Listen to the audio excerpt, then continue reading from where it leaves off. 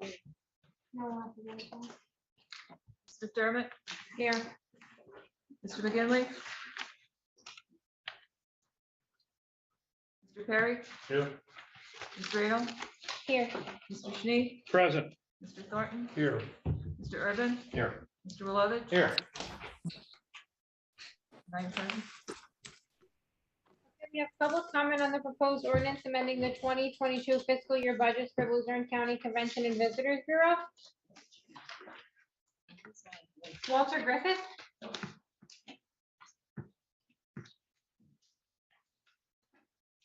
I'll be real brief on this public comment part of the agenda for Convention Visitor Bureau.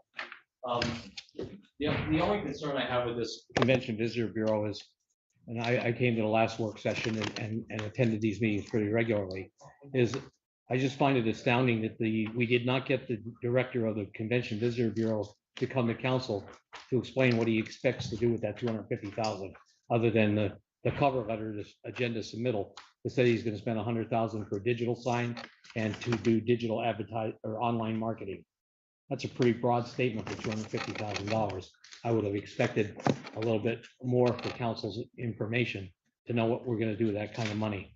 And it was never put on a work session for discussion for council. Had he had the opportunity to come to council, that certainly should have been something that could have been done. So I think the money is, it's a grant money. I don't know anything about what the provisions are of that grant.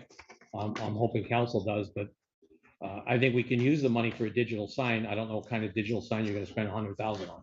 It's gonna be a big sign for $100,000. So I just think that should have been brought up to a work session for council to discuss. So thank you very much. Thank you, Mr. Griffith. Mr. Newman, did you have this public hearing? No, okay. Anybody else for this public hearing? All right, do we have a motion to adjourn? I like that much. Great. Second. Schnee. All in favor? Aye. Abstentions, opposed, meeting adjourned. We'll go right into the next public hearing. We already did a pledge of allegiance and the moment of silence. We can have a roll call. Mr. Venus, Present. Mr. LaScavitch, Here. Mr. Lombardo.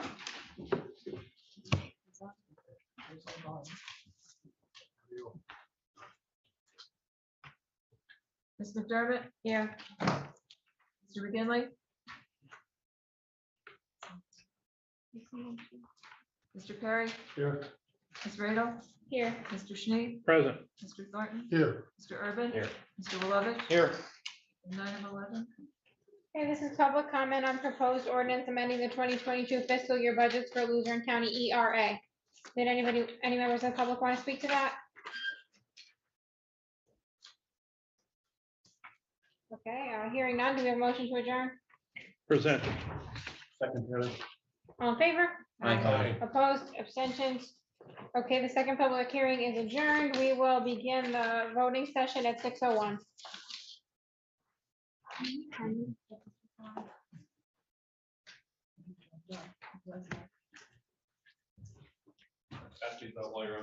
Yeah.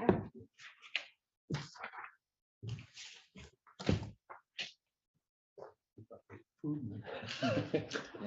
I'm taking order. Thank you. Thank you.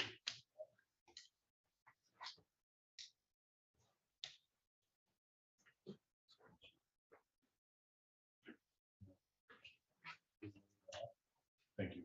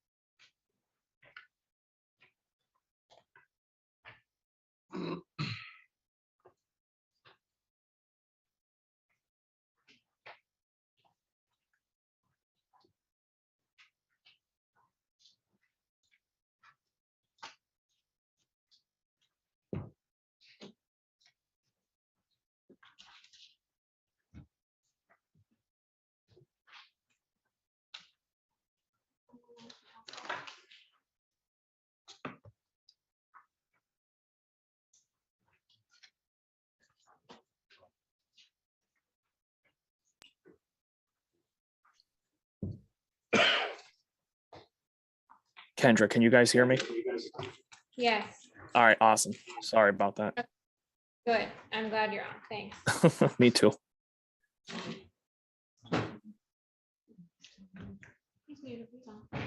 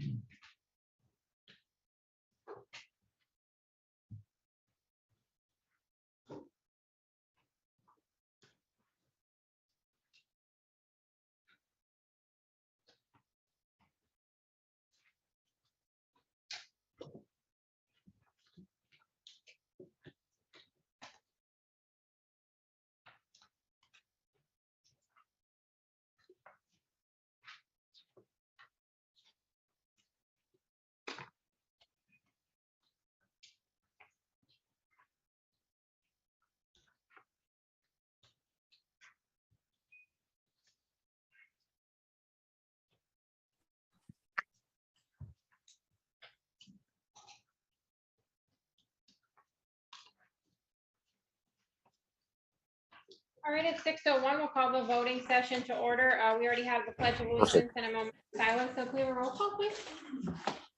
Mr. Venus. Present. Mr. LaScavitch. Here. Mr. Lombardo. Here. Ms. McDermott. Here. Mr. McGinley. Present. Mr. Perry. Here. Mr. Snead. Present. Mr. Thornton. Here. Mr. Urban. Mr. Wilovich. Here. Ms. Radel. Here. All present. Thank you. Attorney DeLuca or Attorney Craig Lisanski, did you want to comment on the executive session? Yeah, council met in executive session from 5 PM until about 5:50 PM. Received a report from the district attorney related to the election board litigation. Also gave a report on the election investigation. No deliberation took place and no decisions were made. Thank you. Do we have any deletions from the voting session agenda? Hearing none, do we have a motion to adopt the voting session agenda? So moved. All in favor? Aye. Aye. Opposed? Abstentions? Aye. Okay, the voting session is adopted. We have public comments.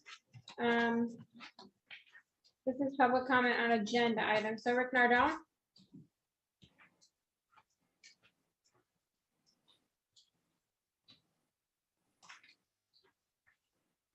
I presume that each of you received or read the petition I filed with the Court of Common Pleas regarding the appointment of a Republican to the Board of Elections.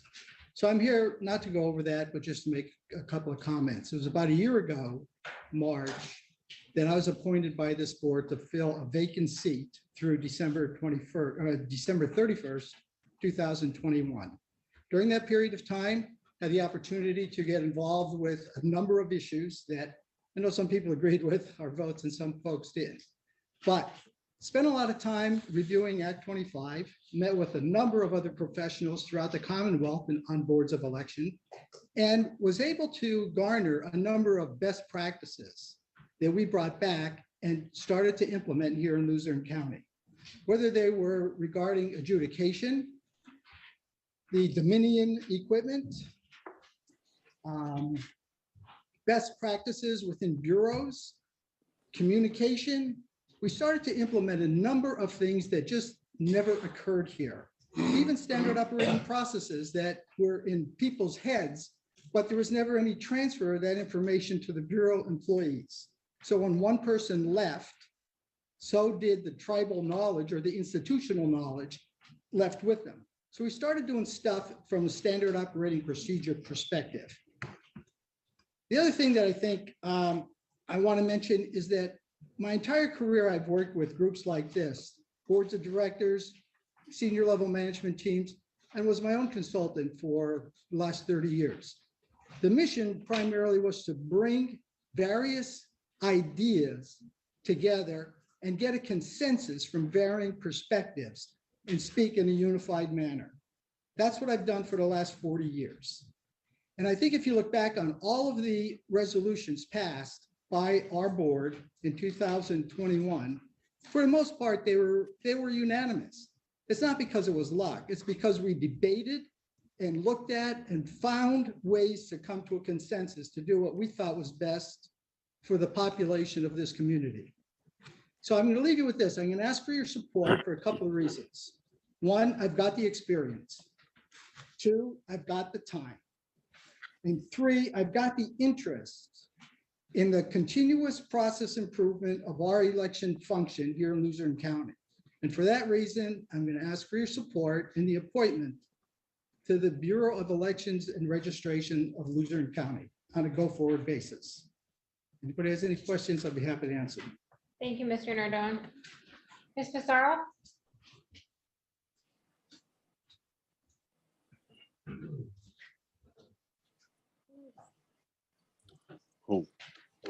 I'd like to thank the members of the council for your time. Over the past years, our election processes have changed dramatically. Okay, they have, with the introduction of no excuse mail-in ballots, ballot drop boxes, new machines. We've had all kinds of changes, and that has called into question the integrity of our election process. When voting for someone on this board, I really feel that you should look at what they've done in their current position and the way they've voted and the way what they've done, and then whether it be consensus or not. Ballot drop boxes are not in our best interest, and I'm against them. And I'm going to lay it right out there for you. We shouldn't have them. It opens us up for fraud. It opens us up for a challenge. We are trying to bring integrity back to our elections and back to our election process. And we need to stand for that. Having an unsupervised box that somebody can go and just drop any piece of paper in is not, that calls into question. I am asking for your vote because I want to bring election integrity back to our election process. And that includes the elimination of these unmanned, unsupervised drop boxes. And also, even if you are going to have drop boxes, they should be supervised 24/7 with some sort of, with all the technology we have, we can do that. Okay, so if we have to find a bipartisan way of doing it, then we find a bipartisan way of doing it. But then if you have one in a library that closes at 4 o'clock, all of them should close at 4 o'clock. And I think people can agree with me on that. So that is part of what I am looking at and the reason that I am against drop boxes, and I want to be a part of this process. Thank you very much for your time, and I'll be happy to answer any questions. Thank you, Ms. Pissarro. Mr. Newman?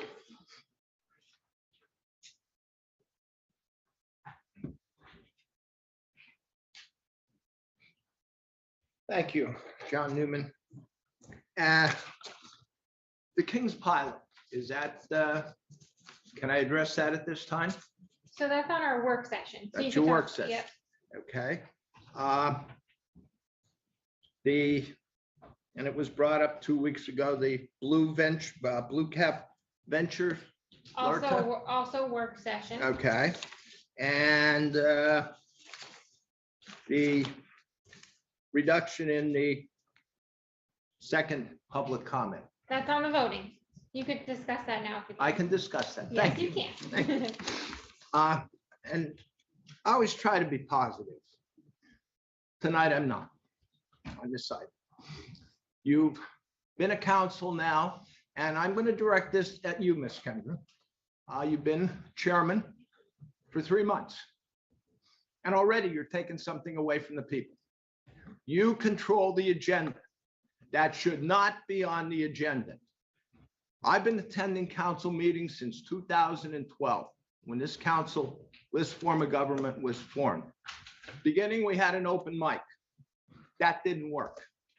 Then we went to 5 minutes. We were cut back to 3. Now you're taking 3 minutes away from us. It's not right. We come to these meetings to try to be positive. We come with suggestions. We come with criticisms. We come with complaints. We come with the various other things. We come to find out what's going on. We are the people. We are the people. And we come to meetings and we want to be able to be heard. So I think it's absolutely against everything that the people on this side of the aisle stand for.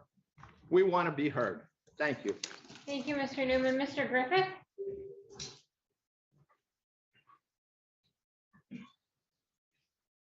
So I have a couple of items on your voting session agenda. The first issue that I have is the items number 1, 3, 6, 7, and 8 were never discussed at a work session. Your bylaws clearly state, and to Mr. McGinley's credit, when he was the chair, would not allow council to bring anything to this council voting session. It was not brought to a work session first. Even issues that I brought as council member at a time when I was on council was not allowed to be brought to this council unless it was brought to a work session first. Yet continually we've seen now items brought. Your bylaws say each piece of legislation is encouraged to be reviewed by county council at a work session prior to its final passage. This rule may be suspended when time is of the essence as determined by county council chair. These items that are on the agenda specifically, item number 9, which has to do with item number 8, which has to do with the Missouri lawsuit, was never discussed at a work session. This new item was not discussed. These items should not be put on a work session or on a voting session prior to being at least discussed by this council in public for the public to see what's going on. The issue with the Missouri lawsuit on item number 8 deals with the fact that we want to transfer $600,000 from the reserve account of council to pay for a lawsuit that was settled by this council at $585,000. Where's the extra $15,000 going? And why is it put in the resolution to change that dollar amount? That was not discussed at a work session, so the public doesn't know why there's an additional 15,000, number one. But more importantly, how did you change a motion of council that voted for $585,000 for a lawsuit settlement, and now it's 600,000, according to this document that's on the agenda tonight? So council could explain that when they get to the voting session. I think that should not even be on the agenda because it wasn't done at a work session. Item number 7 was presented to council with the wrong GL number on it through Budget and Finance, and we voted on it. And it should have been corrected by Budget and Finance at the time before we even voted on it. Now you guys are amending that item. I don't say we shouldn't amend it. I'm just saying should be more oversight by people that bring resolutions to council for vote. And number 6 is the utilities resolution. The term is different on the resolution that you're voting on tonight for the gas one than it was on the electric. The electric was a 3-year term and the gas is a 2-year term. I don't understand why we're changing the term on the gas resolution than we are on the electric one. Maybe we could get some discussion on that as to know why that was done. And certainly the last one is the item number 9 that Mr. Newman spoke about. I totally agree with Mr. Newman on that. It shouldn't even be considered. The council has a right to hear the people, and that's why we come to these meetings. So I appreciate council vote on number 9 as well. Thank you, you. Mr. Gergen. Appreciate it. Mr. Sahusky, am I saying that correctly? Sahusky. And if you could just state the municipality you're from, it's not on your form. Wilkes-Barre. Okay. Sure. I'm not sure, I didn't see the whole agenda. The Wilkes or the Kings issue with the tax. That's on the voting, or that's the work session. So you can speak on that at the end of this meeting or at the end of the work session. Okay, I'll come back then. Thank you. Mr. Brennan?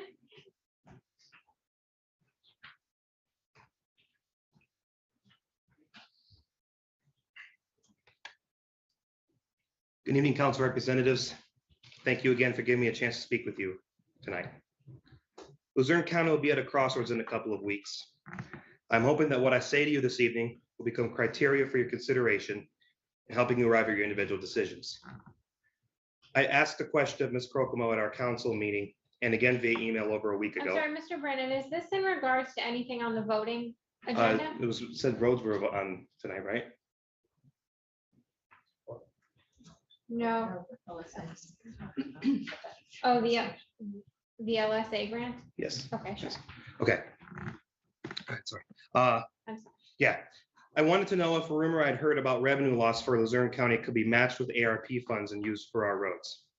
The DCED did not want to answer the question, so I asked Ms. Crocomo to contact the Treasury Department for an answer. This will give us millions towards replacing our roads. I look forward to Ms. Crocomo's answer from the Treasury at the end of my address.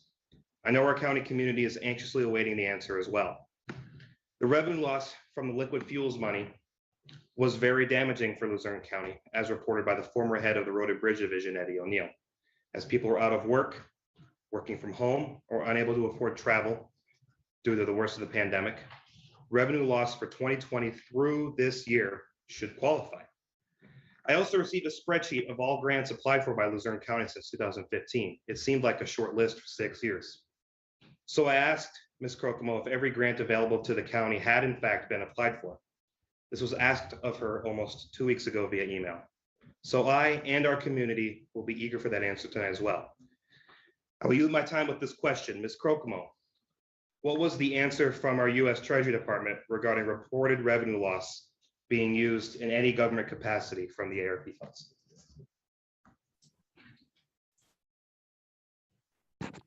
Madam Chair, if you want me to answer, I can answer those questions. You can address it if you'd like. If you wanted to send an email, that's okay too. I will address, I did reach out to the Treasury and we are case number 75,698.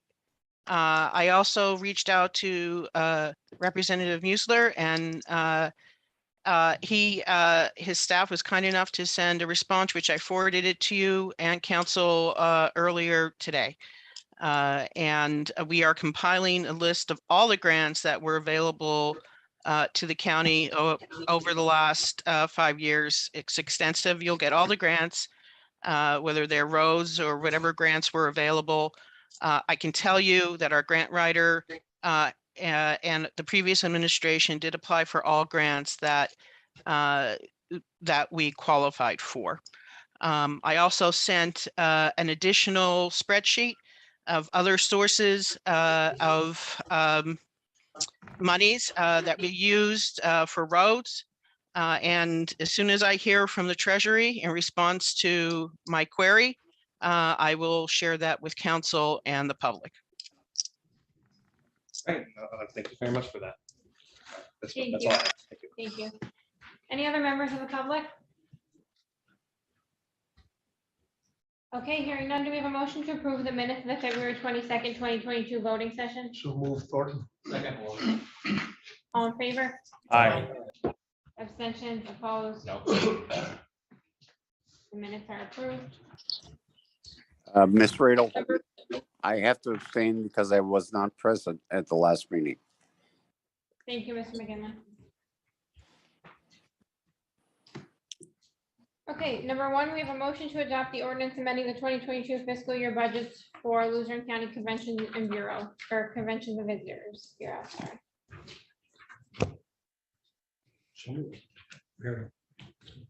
Second, Schnick. Roll call? That's a question. Sure. Just want to make a comment here on the $100,000 for digital signage. I mean, that's quite expensive. You can probably get outdoor televisions for less than that. I know little advertising boxes for about $300 that can tap into any TV or any type of monitor system. I don't think that, I would love to see a cost breakdown of this. Unfortunately, I'm not going to support this at this point because of the $100,000 allocation. I just don't think it's right to buy a TV for $1,000 today, and a little advertising unit for 300, tap into it via network for less than that. Question. Sure. I'm all for and behind the Visitors Bureau and promoting Luzerne County. But a little further than what Mr. Urban just went, the other 150,000 that was mentioned earlier in the public comment, very vague description of how that money is going to be used also. It's the whole package is $250,000. I think as we usually say at these meetings every month, we wish we had more detail from the various departments. That's all. I wish we had more description and detail, and it's too bad we don't. Ms. Kokomo, do you have anything to add to address the questions, or is there anybody on that wants to address them from the Visitors Bureau? My understanding is that it's $60,000 for the sign and $40,000 for the marketing. The remainder of the 150, I don't have that information, and I don't believe Alan is on the call. This is a grant. It's a DCED grant. We submitted the grant application, and we were awarded the monies. So I can, the grant was reviewed by DCED for the projects and the equipment that we listed. We have this grant, we just need to change the budget, am I correct? Correct. Yeah, Correct. So council members, that's all this is for, is for just amending the budget. Thank you.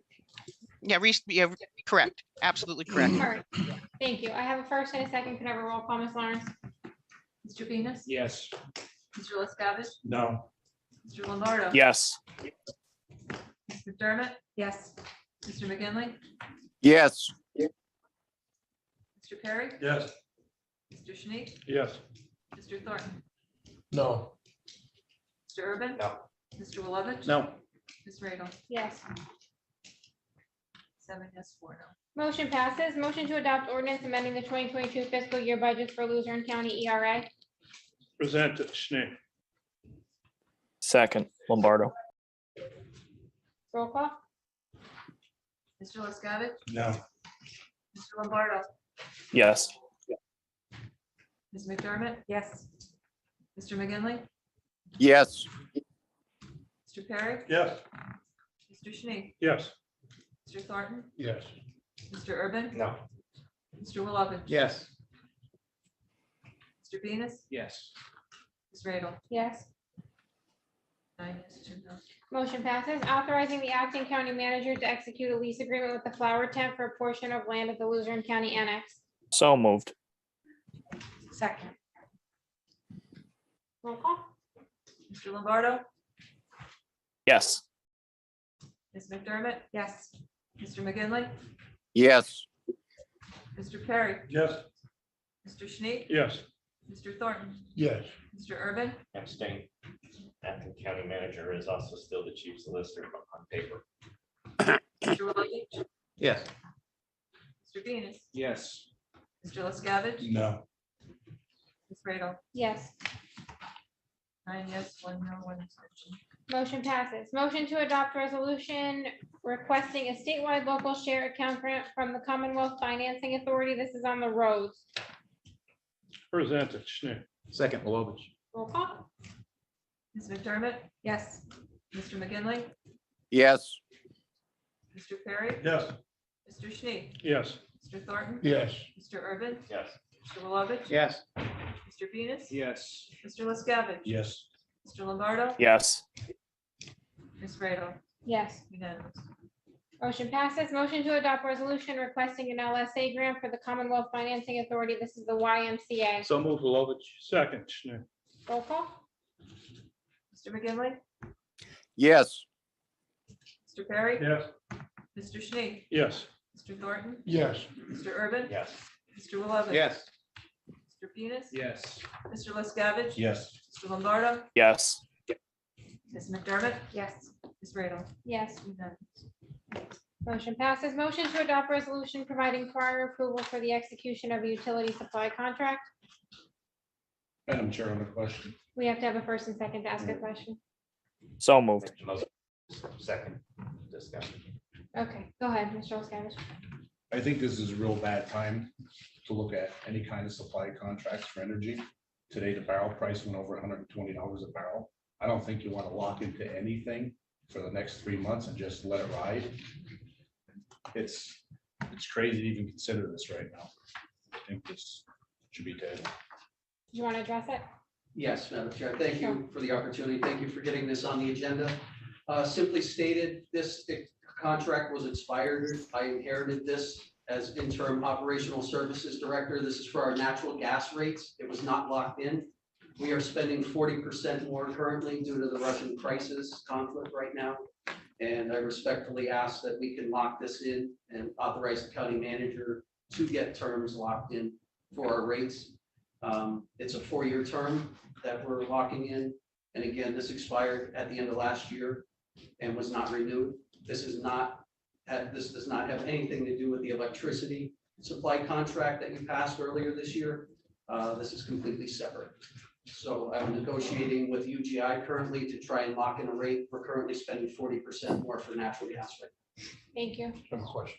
Well, Mr. Urban, then Mr. Thorne. Down at the bottom, section 3, contract maximum length, it has the verbiage that says 36 and then in quotes or parentheses 48. Is it 36 or 48 calendar months? It's a 48-month term we're requesting to lock in, up to a 48-month term. The resolution needs to be adjusted. That's Okay. sloppy work. Yeah. Mr. Thornton, did you want to? Yeah, I understand you said the rates are still up in the air. You haven't negotiated a rate. No, we're hoping that UGI will work with us and possibly backdate it as they've done in the past. I know personally working with him and being thrown into the situation that UGI is willing to work with us and try and get the county the best rate.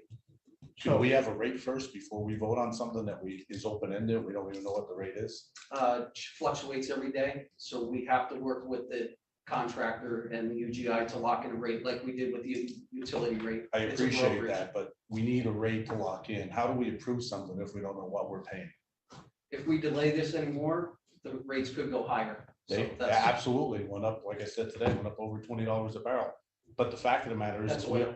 if we open up this country and we start drilling and using our own resources, the bottoms will fall out of it too. So it can go either way. It could, Right, but it's- we're it's paying driven- it's like the 40% stock more market. currently. No, I understand that, but we're voting on something we don't have a rate for. Mr. Thornton? Yeah, I'm just sitting here thinking, dovetailing off that conversation there. Now, I understand, okay, it's terrible. Now we're paying 40% more than what we were 3-4 months ago. So whatever rate we negotiate now, it's not gonna be the rate we had 3 months ago or 4 months ago, probably. If I could get that, I gladly will. I can't guarantee it. But if it's not, and it's 20% higher, we lock that rate in for 4 years, 48 months. We don't have to lock it in for 48 months. It's up to. So we could work with UGI. And this is the same terms as the electricity Yeah. contract that we just locked in the beginning of January. Right. So there's no difference in this contract. Well, the difference now is this big invasion of Russia, and what I'm thinking is rates are spiking now, but they probably won't stay spiked for 4 more years. And I hate to be paying a high rate for an extended period of time after the rates come back down. I would agree. That's what I'm afraid of. If rates come back down, can we would we have an opportunity to renegotiate inside that 48 months? I could ask UGI that and work with the representative. I don't see why they wouldn't work with us. I believe they've done that in the past. Okay. Thank you. I make a motion to table. I'll second that. You love it. Want an answer? Okay, we have a motion and a second to table. I'm assuming until we get an answer on the rates and if we could renegotiate, is that correct, Mr. Liscavige? Correct. Okay, roll call on tabling. Mr. Perry? No. Mr. State? Yes. Mr. Thornton? Yes. Mr. Urban? Yes. Mr. Willoughby? Yes. Mr. Venus? Yes. Mr. Liscavige? Yes. Mr. Lombardo? Yes. Ms. McDermott? Yes. Mr. McGinley? No. Ms. Radel? Yes, 9 yes, 2 no. okay, it's tabled. If you could, we could get that information before the next meeting. I'll do my best. Thank you. Motion to adopt resolution amending resolution 2022-18, which approved the budget transfer to allot funds to the county manager search committee. Present it, Schnick.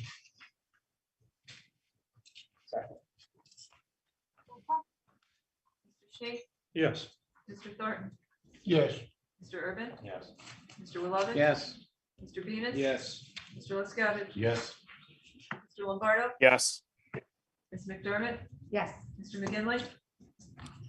Yes. Mr. Perry? Yes. Ms. Radel? Yes. Unanimous. Motion passes. Motion to adopt resolution approving a budget transfer to allot funds related to the settlement of litigation. Missouri Council, just to bring to your attention, you have a copy of the amended resolution at your workstation.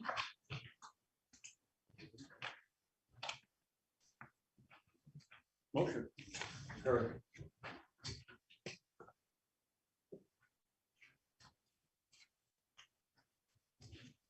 I'll second it. On the question, this Attorney Craig Lipsansky, this edited one, it says at the bottom that in the amount of 585, but at the top it's 650, and I know there are questions regarding the 600,000 versus what we approved the settlement amount as. Can you shed some light on that for us?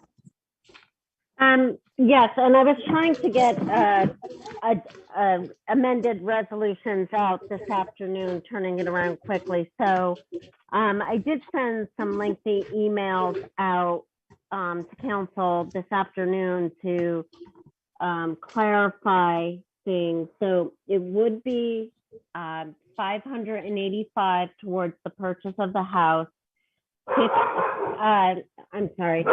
15,000 contribution from West Pittston and 50,000 contribution from our insurance carrier. So it's 585,000 towards the purchase of the house. And that's exclusive of any closing costs or flood insurance. There were other funds being paid to the Hazuris to settle the case outside of that, but not out of the county's pocket. So The county's in the same position as it was in September with the outlaying of $585,000. Council already approved the settlement. Now council's in a position of deciding where they're going to fund it from, which council has to do. So the resolution is basically a budget transfer resolution as required by the charter. Thank you. We have a roll call? These are the amended Yes, this is on the updated one. I want to make a point of order too. I got a message that the public was muted from public comment earlier. I got it as well. We'll make sure they get a chance to speak at the end of the meeting. On this item and some of the other items listed, what's the protocol we're gonna follow? Is it gonna be that it has to be on a work session, then we're gonna have a voting session, since this never did appear on? Like if there's, So it doesn't have to be, it's encouraged to be. That's what it says. And the reason this was on here was because it was an executive session matter. Typically almost everything has to go through work session unless there's a timeline. That's usually what I go off of, but this was discussed in work session. Or executive session, I apologize. I will make a comment on this here too. I'm actually totally against taking the 585 out of reserve. You know, quite honestly, I think there's other places that we could probably pull the money. Knowing that the county right now probably has close to 100 or more open positions, there's salary monies that are there from January and February that were not spent. I would prefer not to take it out of the reserve and just pull it from those salary line items from January and February of this year. I think we could probably come up with the 585 pretty quickly. Because we fund 100% of those positions 100% of the time throughout the year 2022. We put this money in there in reserve for a reason, and not to settle litigation or go back into a special litigation fund where the solicitor's office has done a very poor job of managing that line item. I spoke with the controller yesterday and today regarding that item or this line item, and that the monies budgeted in the last few years have been overspent by hundreds of thousands of dollars year over year, which is, you know, first of all, I'd like to know where, you know, that money came from. If you come in with a budget of $500,000 and you overspend it by $270,000 in 1 year, where's that $270,000 coming from? Which department, what division? I take issue with that. You know, nothing has come back to council notifying us where that money's coming from. We're writing checks out, you know, I'm guessing the special legal fund, we went out and hired an election group, LLC, all these other consultants out of that fund. I think we need to tighten up the reins. I don't think it should be coming out of this reserve fund. Pull it from the salary line items and get it from a different funding source. Even though it's going to be paid back, we can pay back those line items later, not this particular reserve. We've taken great strides to build this up for a rainy day. And for our credit rating, I don't think we need to ruin it now by pulling out almost 600,000. Thank you, Mr. Thorne. Yeah, could this be amended to read along the lines of what Mr. Urban just said? I agree with him that if we could just go back and look at the vacant salary positions from January 1st through March 8th and use those budgeted monies first. I mean, could that be incorporated? I don't know if we can amend it on the spot. Mr. Sweats, Attorney Craig, do you guys have input on that? They want to amend? I do, Madam Chair. So I would suggest, and if the office will want to, and they could, from a finance perspective, it's much easier to pull it from one line and pull these 3 or 4 lines for next meeting and put it back in reserve, similar to what we're proposing on, you know, anything out of the reserve is, hey, we can put the money back to calculate on the fly from 4 or 5 different lines and give you an answer now so you could vote only for an amount or a GL to be incorrect on the fly isn't something I'd like to do. I'd rather you vote up or down on the reserve, and I have no problem backfilling reserve with the correct lines and dollar amounts at the next meeting. Mr. Sweats, do you think there's enough money in those positions to backfill the reserve? Partially, I don't know if there's 600,000. Have not gone through every open position. There definitely would be, I'd say 200, 300 easily. So you can cover easily half of it. We've had some division head positions vacant. Obviously, we don't have a manager at the current time. All that can go back in the reserve. And I said that during last year's budget, that we were budgeting for a manager and we can put money back in the reserve when that's done as well. So I would like it for tonight, if you're going to vote on it tonight, to vote on it as is, and we can definitely get the lines and the dollar amount for the next meeting. Great, thank you, Mr. Swets. Can we have a roll call on this? Mr. Thornton?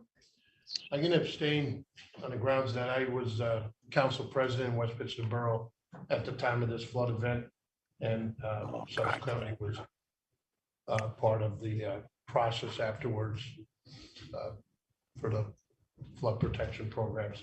So I'm abstaining. Mr. Urban? No. Mr. Wilovich? No. Mr. Venus? No. Mr. LaScavitch? No. Mr. Lombardo? No. Ms. McDermott? No. Mr. McKinley? Ms. Radel, what exactly are we voting on? Please. We're voting on the most recent resolution. It's a budget transfer from Okay. the reserve fund to pay the settlement of litigation for the All Missouri right. matter. Thank you. I vote yes. Mr. Perry? Yes. Mr. Sneak? Yes. Ms. Radel? Yes. 4 yes. 6 no, 1 abstention. Motion fails. Chair, this is Vito DeLuca. I just have to let you know, we're actually likely going to get sued for enforcement of the settlement agreement. We already approved the settlement agreement. I believe Shannon's on. I believe the closing is scheduled very soon. So if we don't approve the actual payment, council has already approved the settlement. It appears that we could end up having a motion filed to enforce the settlement. Mr. Wilovich? Yeah, Mr. DeLuca, is there any way that we could come up with these different ways of funding this and calling a special meeting to vote on this? Before that date. I think that's one of the reasons why we tried to get it out and tried to answer as many questions as we could beforehand, because we knew we were on a timeline with this. And you could, Shannon, do you know when the closing is? What is the date? It's next week. And I had indicated in an email to council at the beginning of February that the closing would be mid-March. I can ask if we could push back the closing for a couple weeks so council can discuss again at the next meeting. But again, I can only ask. There's no guarantees that, as Attorney DeLuca said, that we wouldn't be hit with a motion to enforce the September settlement. Ms. Craig? Yes. Can you hear me? Yes. Okay. I would like to make an amendment to the motion that failed, that the county would put $595, which is minimal difference. But just so we can hopefully pass this, we don't need to be paying any more legal fees, for a suit. We've already passed it. It's legal. This is work that was done.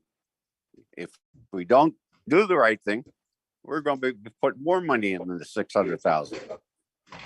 And I actually did, based on discussions with council members individually earlier in the day, I did amend the resolution to back the 600,000 down back to the 585 that matches what council approved in September. So basically, council in September approved the 585, and now here we are 5 months later between old council and new council, still not knowing where it's going to be funded.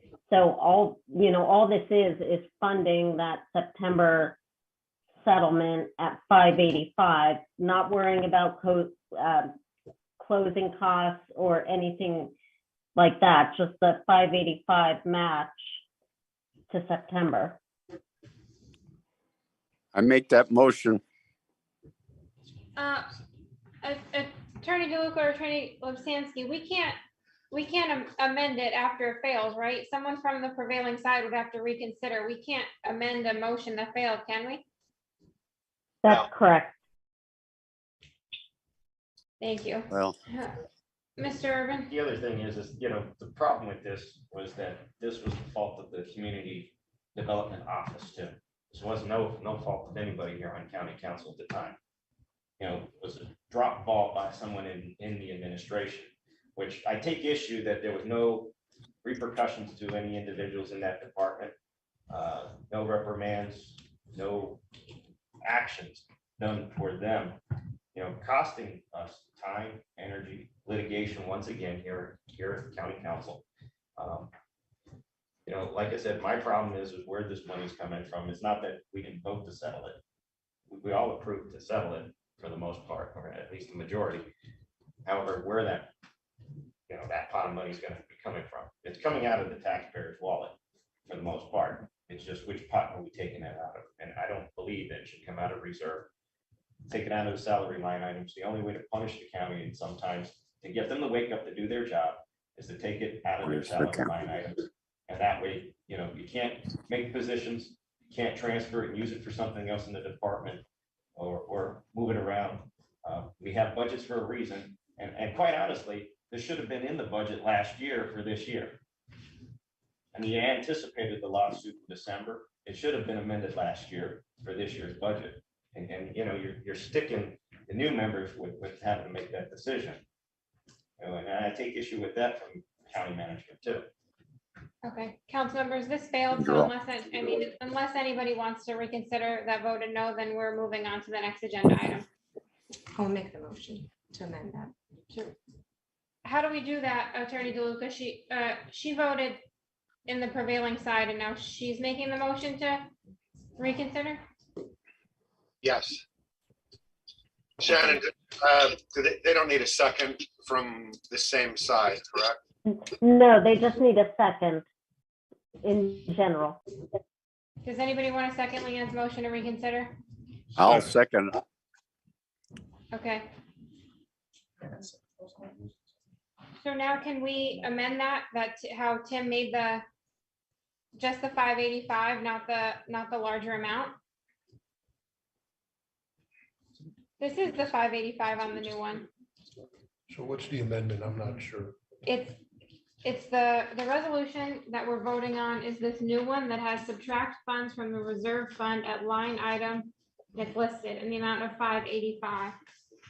That's the motion. This is the one we're voting on. This is the one that was voted on. Yeah, so we have to change it. Otherwise, we have to vote on the reconsideration first. So there's a motion and a second on the go floor ahead. to reconsider the vote. So can we do a roll call on just reconsidering? Go ahead. Please. Mr. Beloved? No. Mr. Venus? No. Mr. LaScavitch? No. Mr. Lombardo? No. Ms. McDermott? Yes. Mr. McGinley? Yes. Mr. Perry? Yes. Mr. Snead? Yes. Mr. Thornton? Abstain. Ms. Radel? Yes. 5-5. 5 yes. 5 no. Doesn't pass. Motion fails. We're moving on. Motion to amend the bylaws, remove the second public comment from the voting session. So move. I have a second. Motion fails for lack of a second. Number 10, nominations and appointments to the boards and commissions. It's the Board of Elections and Registration, 1 Republican. Do I have a motion to open nominations? Second, Thornton. All in favor of opening nominations? Aye. Opposed, Aye. abstentions? Nominations are open. I'd like to nominate Alyssa Pissarro. Second. Like to This is- nominate Mr. Nardone. And I will second that, please. Motion to close nominations, Wilovich. Second. Thornton. All in favor of closing nominations? Aye. Aye. Nominations are closed. We'll do a roll call vote. State your nominee. Mr. Wilovich, Ms. Fasaro. Mr. Venus, Ms. Fasaro. Mr. LaScavitch, Fusaro. Mr. Lombardo, Miss Fusaro. Ms. McDermott, Mr. Nardone. Mr. McGinley, If I may, I'd like to say that, seeing Mr. Nardone work through the time that he served on that board and many of the comments he made earlier, he really was right on the spot. He is a fine gentleman who does quality work and listens to everyone, analyzes things, and makes it a positive decision, I believe. So I firmly support Mr. Nardone. Mr. Perry, Mr. Nardone. Mr. Schnee, Mr. Nardone. Mr. Thornton, Ms. Fasaro. Mr. Urban, Pissarro. Mr. Radel, Mr. Nardone.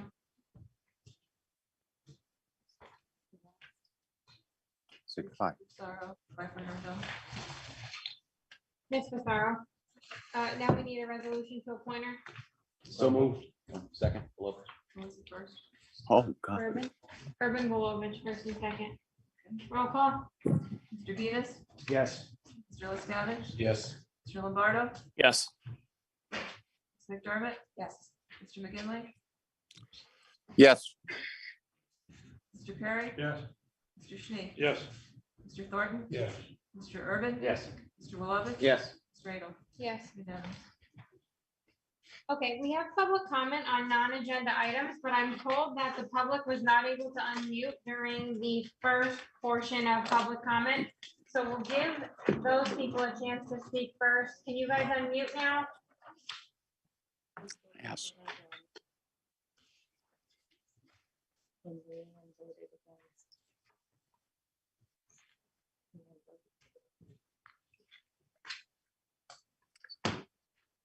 Brian Shiner? Okay, Mr. Shiner, we can hear you. Go ahead. Yes, we were muted at the beginning. What I wanted to say in the beginning was on agenda item. When home rule government began in Luzerne County, the attendance to the meetings from the public was huge. Meeting after meeting, the room was packed. And back then, it was public input. There were questions, there were comments, there were statements, and there was a back and forth between the different members of council and the public. And yet it went on that way for all three public input times. But as time went on, council decided that there shouldn't be any back and forth and pushed the public away. And that's why you are sitting there with as few people either online or even in the room as you have now. And public comment became just that. The public got to say what was on their mind.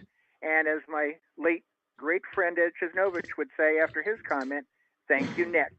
Because that's all we got back from the council.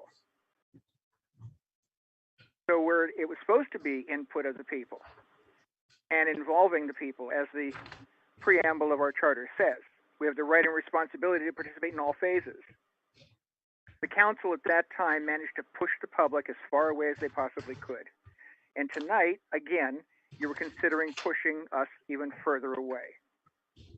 A lot of the people in this county have good ideas, good suggestions.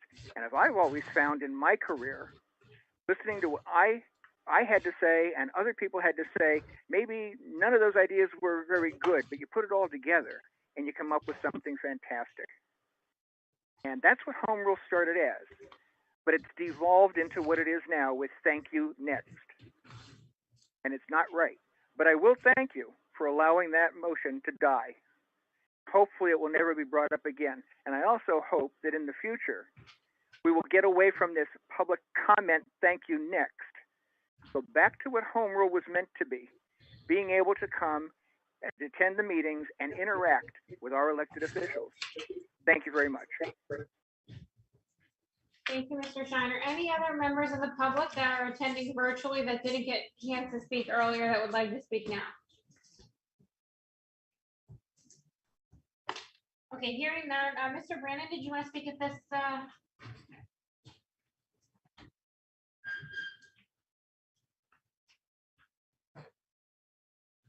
Okay.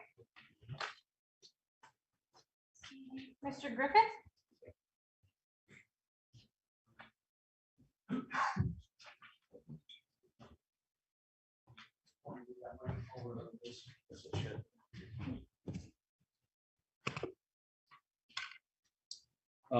On public comment, non-agenda items, the work session does not list the district attorney's presentation tonight. And I know that probably was an oversight. Yes, it does. Agenda item, district attorney annual report. It's the first thing under the. Is the copy that I have, it was online, was different? Oh, there was a revised one put up early today. Oh, okay. Okay, I apologize. Then it was on there. So just so that people know that he's going to give a presentation. I don't want anybody to miss that. Thank you so much. The agenda item I had did not have it, so I apologize. The other item that I wanted to talk about is the Missouri settlement. I appreciate council not voting to take that money from the reserve. Council in the past, over the years, has worked very, very hard to put that money in the reserve for things that come up that are like an emergency. I was sitting on council when that Missouri case happened, and so were some others that are sitting here today. That money was supposed to come from the Community Development Fund. I was under the impression at the time when I sat on council, and it was never told to council at that meeting or any other meeting from that day on that money was going to come from the reserve fund when we settled that case. And when we voted, of course, I wasn't at that meeting, but I was at the executive session. But when the council voted, that was never discussed, that the money was going to come from the reserve fund to pay for that. I understand the money's got to come from someplace. The council did vote to settle the case. I get it. But the fact of the matter is, if you're going to take it from our savings account to pay it, when somebody else was supposed to pay it, and that's why we made the settlement in the first place, that's disingenuous to members of council that voted for that. I don't think there was a member of council that would have voted to settle that case if we were going to take the money from the reserve fund to pay for it. We were under the impression it was going to come from someplace else. Now, all of a sudden, it's going to come from the reserve fund, along with some other mysterious things that happened along with a lease agreement that came up, as some members of council can recall from November, that mysteriously just appeared on this Missouri case the council wasn't aware of. So I think there's a lot of things on this whole issue that needs to be addressed by this council, as whether you're getting all the information you need or whether you're not getting the information you need, and you should be voting accordingly. So I commend the members of council that voted no on that. I certainly understand the point that it could cost us more litigation for the enforcement of the settlement. I don't think that that's necessary. I think they need to go to the people who said they were going to pay it in the first place and get them to pony up the money who they told us was going to pay it in the first place. And then there would be no enforcement settlement by the opposing party. So I appreciate the council that had the intestinal fortitude to vote that down. And I would just strongly suggest that you tell the manager to go back to the person who said they would pay the $585 in the first place and get the money back from them. Thank you. Thank you, Mr. Griffith. Mr. Newman?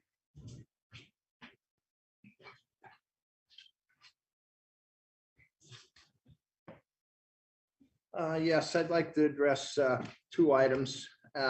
One that's not on the agenda, which I brought up 2 weeks ago, and that is the Blue Cap Ventures alert. My question is, why wasn't it on the agenda tonight? It's on the work session. It's on the work session. Okay.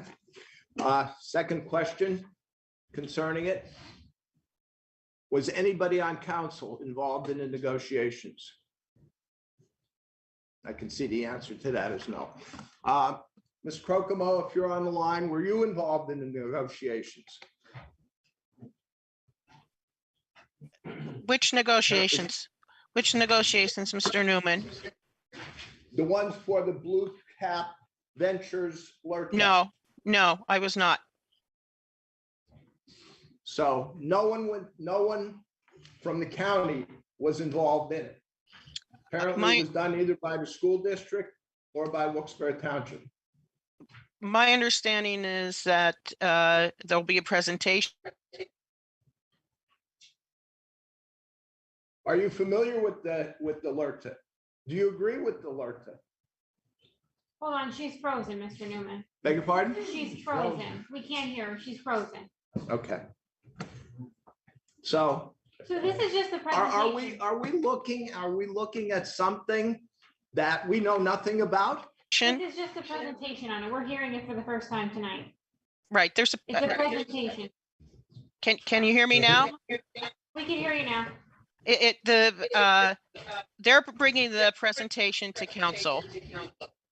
And then when council goes on a voting session at some point or not, it's up to council.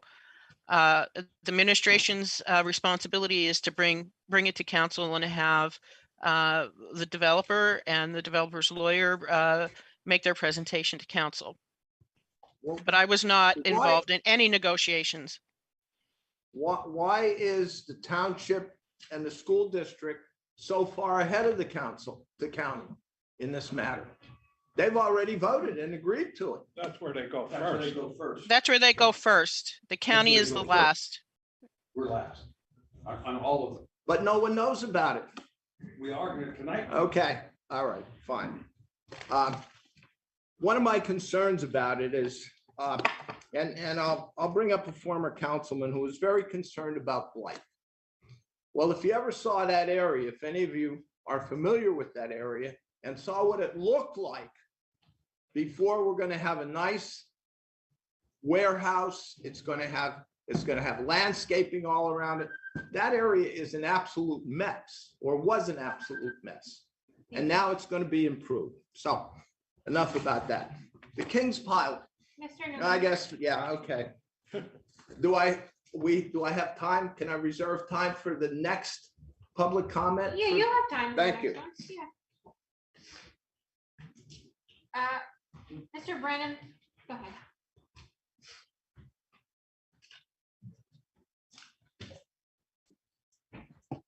So I would like to follow up with Ms. Crocomo and the council regarding my earlier question. I did not receive Ms. Crocomo's answers. I apologize for that. They came in while I was at work today. It seems to me after reading through the response that Ms. Crocomo received that our revenue loss can be used for our roads. Comparing financials from 2019 to our pandemic year losses, what was our county's revenue loss thus far? Was it more than 10 million? If not, we can allow for 10 million minimally for our roads from the ARP funds. Is that correct?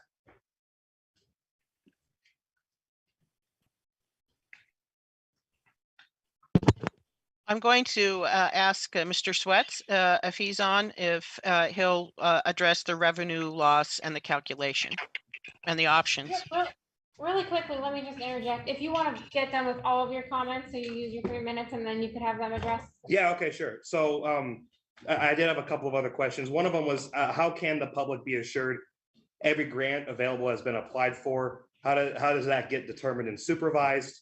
If only 800,000 from the MPO can be used for K routes, then the liquid fuels and your budget amount for 200,000 is all that the county has for our roads currently, is if that's correct. And then my final statement would be with the information pending what is received, I would ask each of you on council to go through Ms. Crocomo's proposed budget, the one you received, not the one placed on the website for taxpayers to review, and carefully look at the budgeted line items, comparing amounts to previous years and renovations for the items that can wait. Our roads are a safety issue. This council is aware of several roads that could be a cause for serious injury and could place the county in a position for being sued for injury caused by dangerous roads it was aware of. So anyway, those questions, I know you'll my time. Thank you. Mr. Sweats, did you want to address the first question?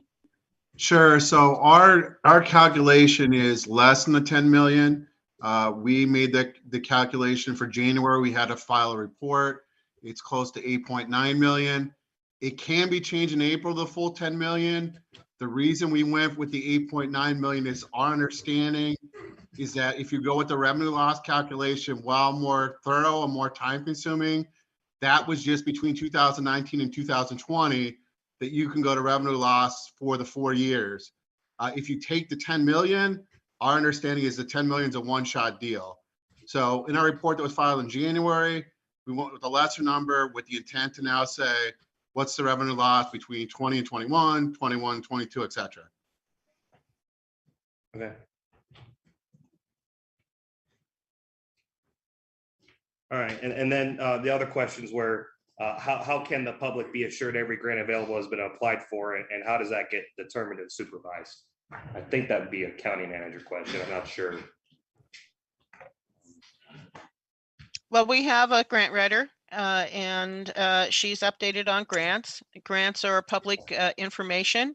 And when we apply for grants, the administration asks for council's approval to authorize the administration to apply for the grant. And then the grant gets monitored as it progresses. And then my last question was, if only 800,000 from the MPO can be used for K routes, then the liquid fuels in your budget amount for 200,000 is all that the county has at the moment. Is that correct? That's the information I received from our engineering department.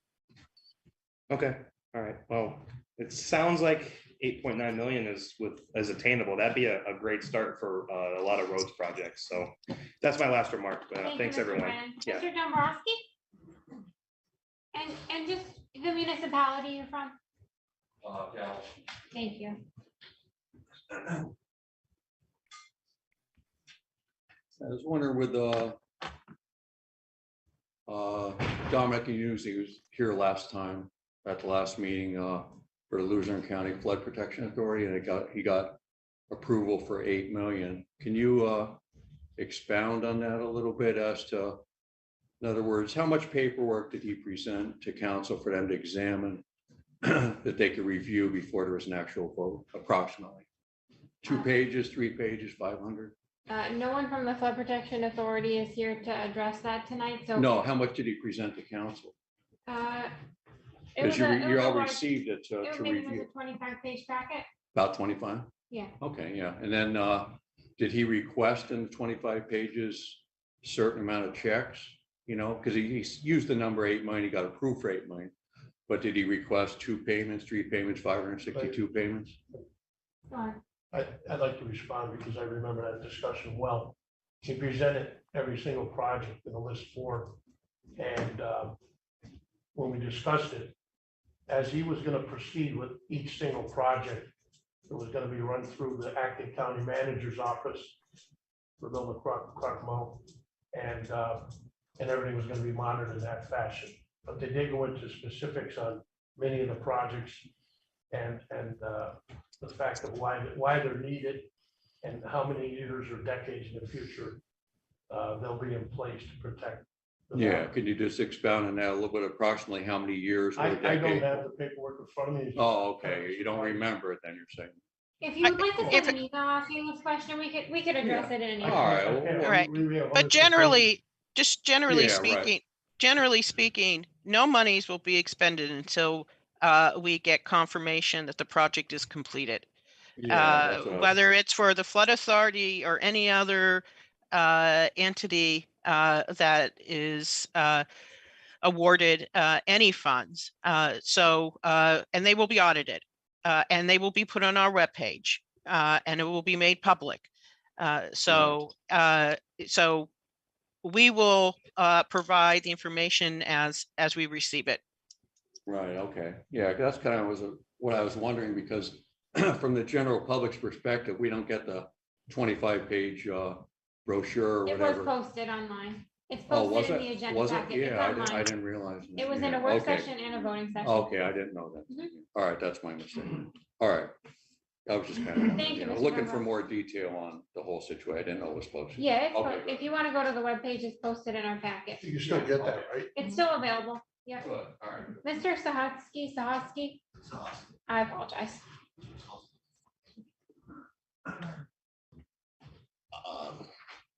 some questions about this pilot for Kings. Like first thing, I'm never for these kind of things, but the created $25,000 scholarship fund for county employees and their families. Like, how is that not like like a legal version of bribery? The the county government is representing the people. So if anybody should be, anybody should be able to apply for that. Anybody in the county should be able to apply for that, not just county employees. That just seems like a payoff, the college doing a favor to people that work in this building to help get this pilot, get that they don't have to pay for this pilot. And does the money, what would the number be for how much they would have to pay for the pilot as opposed to all these discounts and things that they're giving away? Just, I'd like to know the value of what they would have to pay if you guys didn't go into this agreement. And also, do they give the county any voluntary contributions? Like, I know Wilkes and Kings give the city of Wilkes-Barre $125,000 a piece in voluntary contributions. So does the colleges do that for you guys as well? That's all I have. Thank you. We're getting the presentation on the King's pilot program for the first time in the work session tonight, so maybe some of your questions will be addressed then. Okay, but do they give you guys any voluntary contributions? I don't know that off the top. I do agree with you, and I agree 100% that should be open to anybody in the county to apply for that 25,000. I mean, I'm against the whole thing, but I mean, I agree 100% with that. Thank you. That'll be addressed in the work session. Any other members of the public? Okay, hearing none, do we have a motion to adjourn? Second. All in favor? Aye. Abstentions, opposed? Meeting adjourned. It is 7:09. At 7:15, we will begin the work session. Please be back at 7:15. 7:14 to make sure you're back.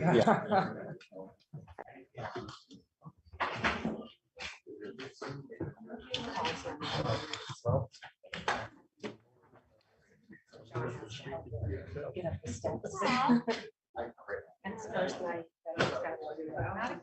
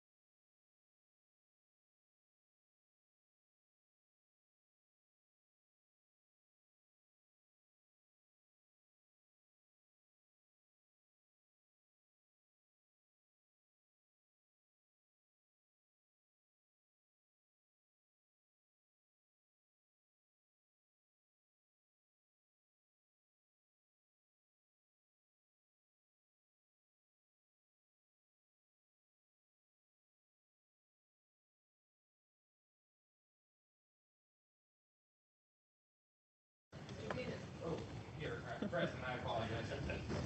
Mr. LaScavitch. Here. Mr. Lombardo.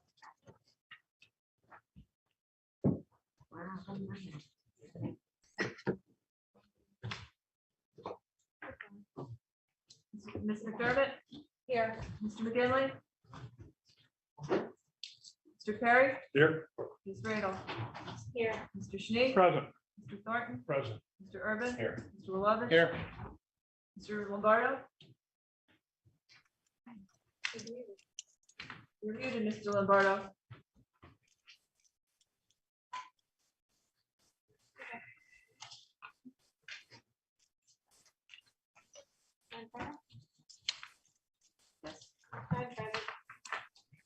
Any additions or deletions from the work session agenda?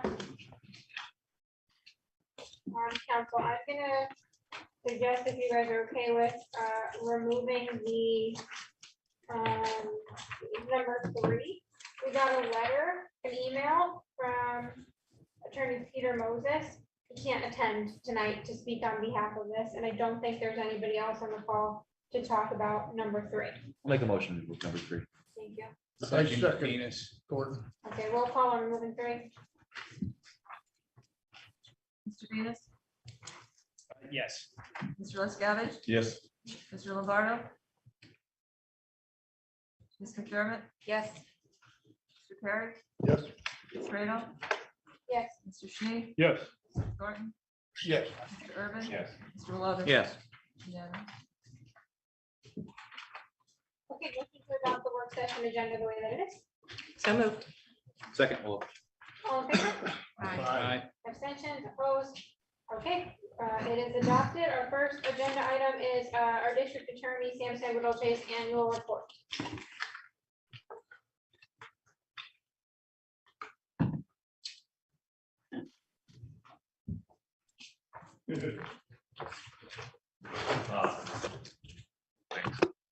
Thank you, everyone, members of council, members of the public, Ms. Manager, and our solicitors. Thank you for having me. It's my pleasure to present our annual report for the year 2021. And I will try to make it brief, but thorough. Number one, you'll see before you that I have submitted a written report, which covers everything I'm going to discuss. Actually is probably in more detail than I'm going to express it here today. I'm going to talk about operations first. Number one, the different parts of our department. I'm sure you're familiar with the parts, but not what they've been up to over the course of the last year. The assistant district attorneys are, of course, responsible for the day-to-day operations of the office. They're in court every single day. As a general rule, they have more trial experience than any other practicing lawyer in Luzerne County. They handle typically widely publicized cases, and while civil lawyers typically know exactly what cases are going to trial and have months in advance to prepare for a single case, our lawyers are often faced with lists of 12 to 25 or more cases, and they learn the morning of trial which of their witnesses need to be called. To add to that dilemma, we're currently facing 6 open positions from the ADA staff. That's approximately 20% of my staff that I have been unable to hire in the last year due to the labor shortage we're facing. I have a list of employees that we've lost over the course of the COVID pandemic. You'll see 4 of them are division chiefs who left for a minimum of $10,000 raise. That was an in-county transfer. 2 left for the Attorney General's office to basically do the same job for the Attorney General. They got $20,000 raises. We lost some part-time ADAs due to retirement, and a part-time ADA who just left to be a part-time solicitor for a $4,000 raise. I think it's important for me to stress that the positions all of these people left, they have stressed to me that it wasn't because of the job insofar as they love the work they do, but the amount of work is unsustainable. It's partly because we have been unable to hire. It's partly because they are underpaid and receive raises to do less work elsewhere. Thankfully, our office was successful in 21 and actually having trials. As you know, the pandemic was kind of in and out. You know, we had a brief lull in the summertime, and then it sort of resumed near the end of the year, but we were able to bring 40 cases to trial in 2021. And to fully appreciate what that means, when we can't basically hold the defendant's feet to the fire. They have no motivation to enter their guilty pleas. So they just delay and delay until the possibility of facing a jury comes. So having the ability to put 40 cases to juries also allowed us to settle hundreds, if not thousands of cases that got resolved by way of guilty plea.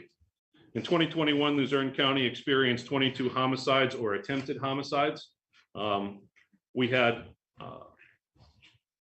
maybe not quite as many homicides as we've seen in other years, but we've had just as many shootings. I attribute that to basically good luck. People that got shot survived, or ordinarily they would die and become homicide cases. We were frustrated in our attempts to bring homicides to trial. We were only able to try one homicide case last year.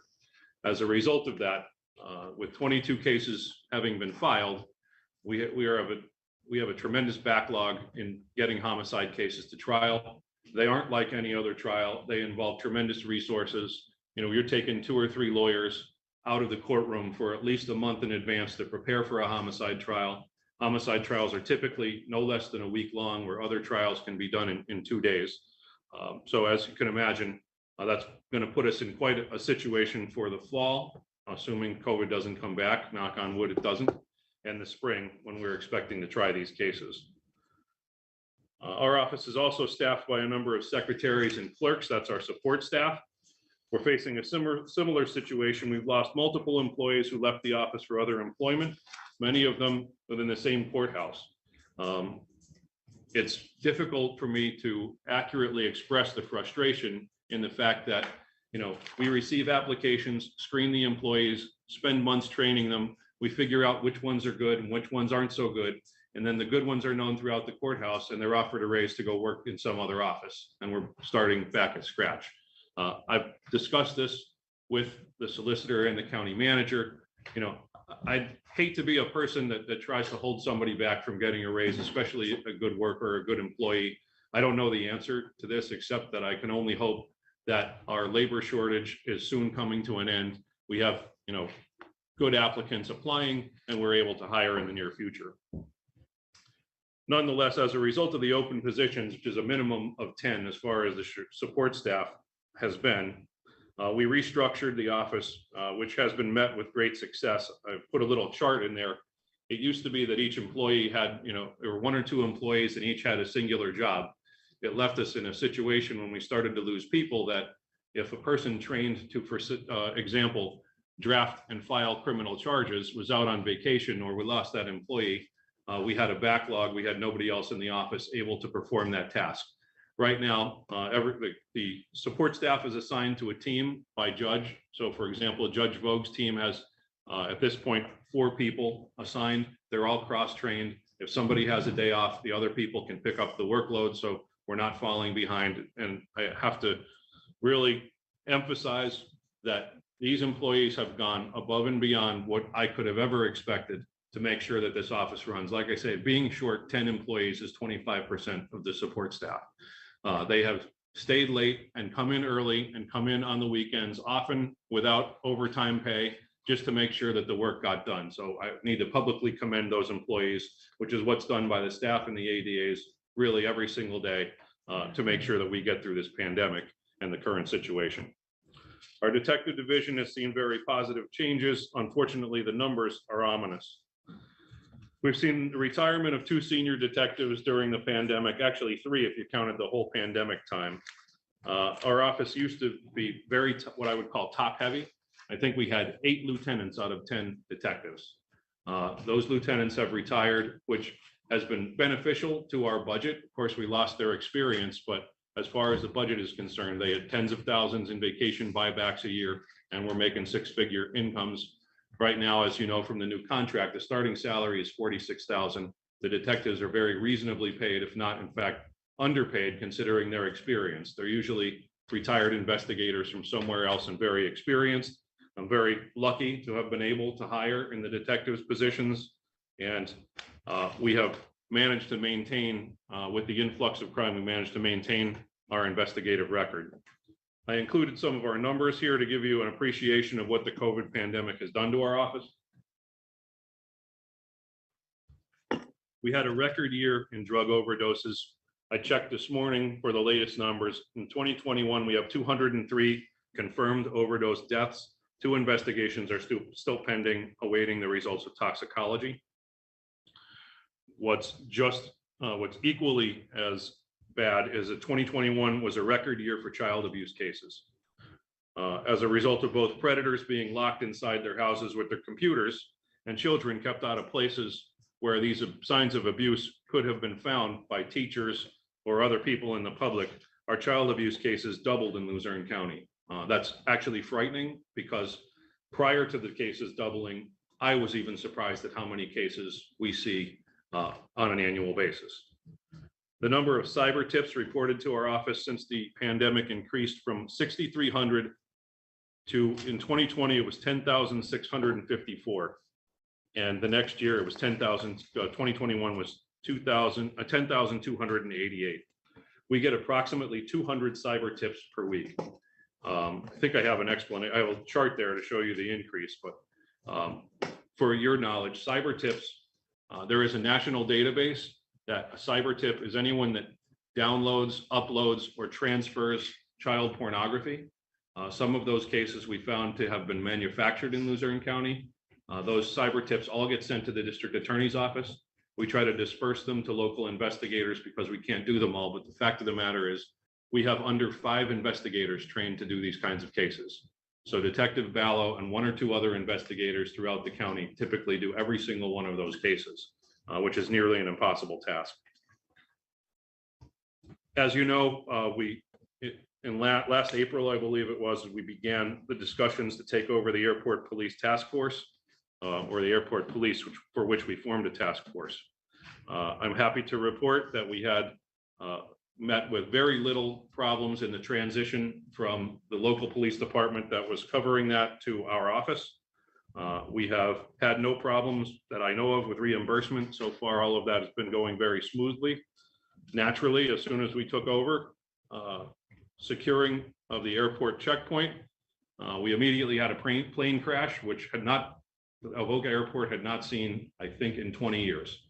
It was, you may remember, a stunt plane taking off, had an engine trouble, and immediately crashed into the runway, and unfortunately he passed away. Other than slight personnel issues, the transition has been smooth. You're all familiar with our drug task force, which we took over in 2015 from the Attorney General's office. I am happy to report that we did not shut down operations during the pandemic at any point during the pandemic, that our task force officers have seen a drastic increase in the trafficking of controlled substances throughout the pandemic.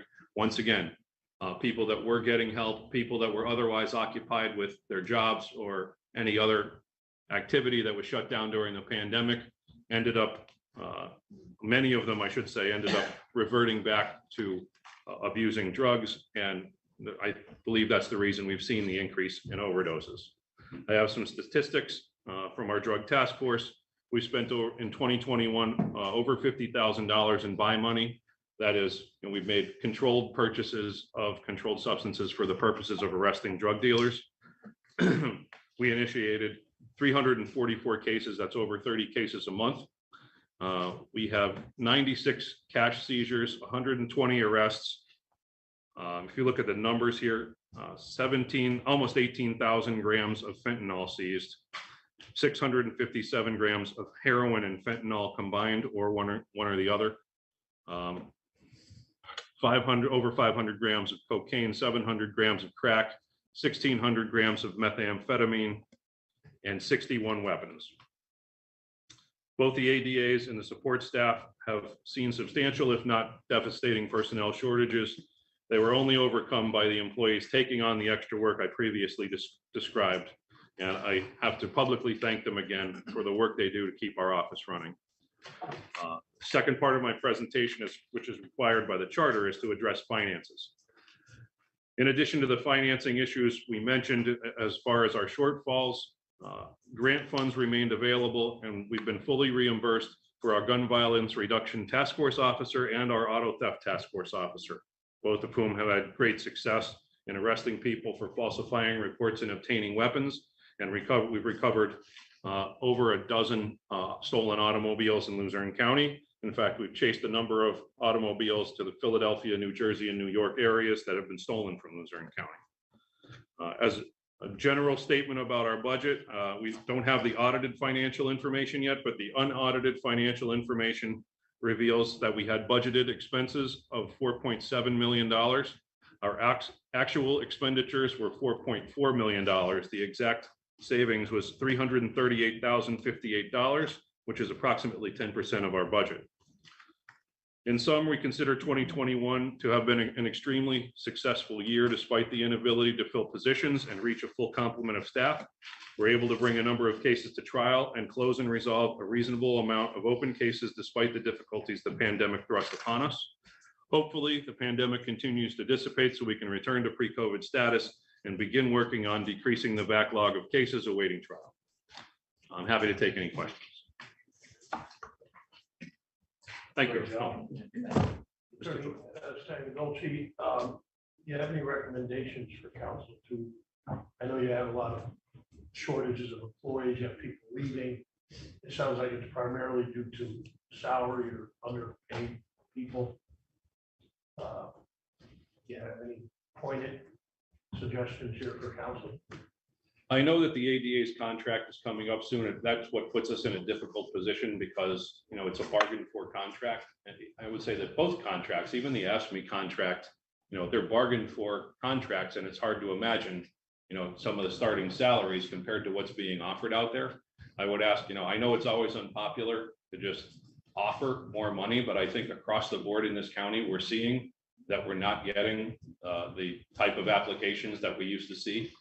And I can say firsthand in the year that I've been there, in the previous 10 years I've been in the office as first assistant, that, you know, when you increase the pay, the quality of candidate that you get more than makes up for the increase. In other words, you know, where you used to need 2 or 3 people to do a job, that you get a quality candidate, one single person and one set of benefits can pay and do the jobs that used to be required of 3 people. So I think salary is the #1 thing to consider when we're negotiating these contracts going forward. And not to put you on the spot, I don't expect you to know this answer, but do you have any idea of what ADAs are paid in neighboring counties, Lackawanna County or County or those compared to our? I know that Lackawanna County has a lower starting salary than ours, and they also have a tremendously lower caseload. So that's part of the factor, how much work that they have to do for their pay. Okay. I can say that, you know, I was just at the DA's conference a few weeks ago. Lehigh County probably makes 50% more than our ADAs make. So a lot of the larger third-class counties are substantially more.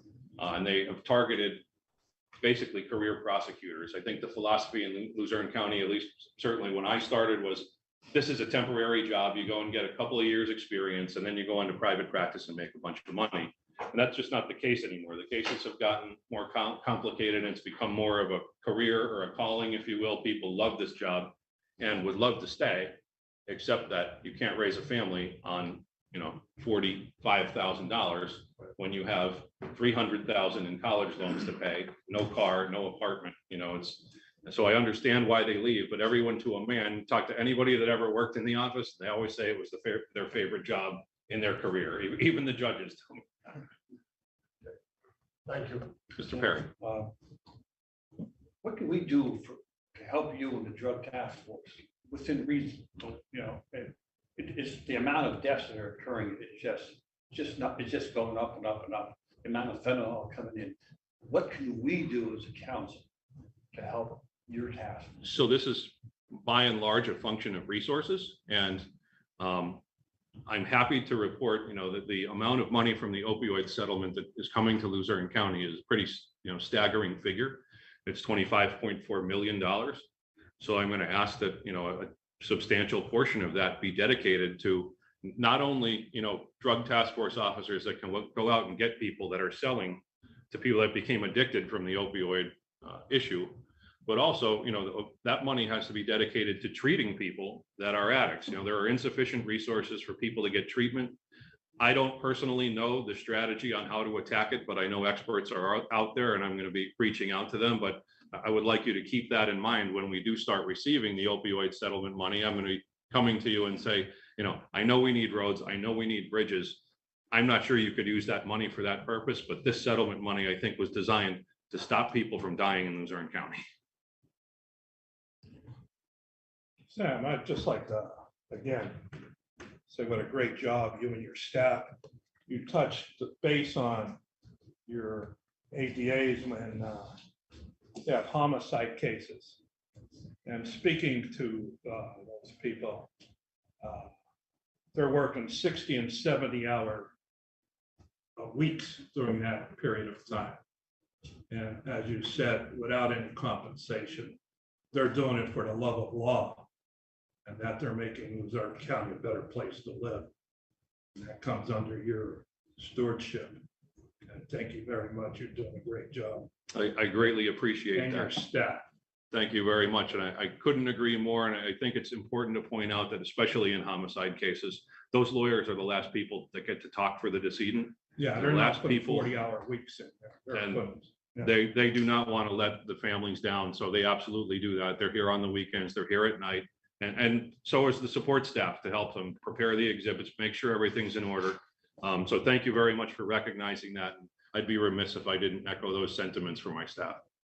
Thank you. Thank you for your report tonight. And I just want to echo the same thing. Thank you for the work you and your staff have been doing for Luzerne County. Thank you, everyone. Next, we have the division reports for February 2022. Good evening, and I would like to thank the district attorney and his staff for all that they do to protect Luzerne County.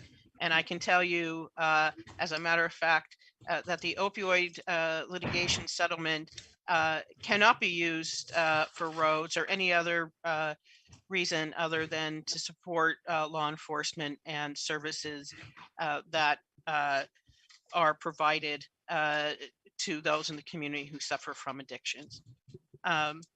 So I will be anytime. So I will be short on the division reports. I just want to highlight that we did have a job fair today, which was going well until we were interrupted with the fire department showing up, and because they were called because there was the smell of gas and natural gas in the building. And thank God nothing happened. And I do publicly want to thank the Wilkes-Barre Fire Department.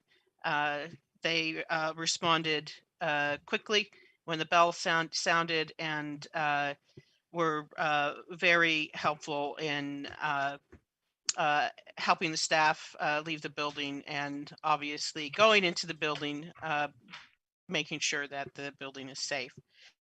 I also want to talk about the Visitors Bureau. It is opened. I was fortunate enough to be in attendance when we received monies. Senator Eugene Deachak was there. He helped us get some monies for the Visitors Bureau. I really encourage council and all members of the public who are listening to go there. It really is, it's very charming and really presents a positive face for Luzerne County. And then finally, I don't know if this actually made the report. I don't think it did. I wanted it to, but I didn't have time to add it, that there was a tour of the prison.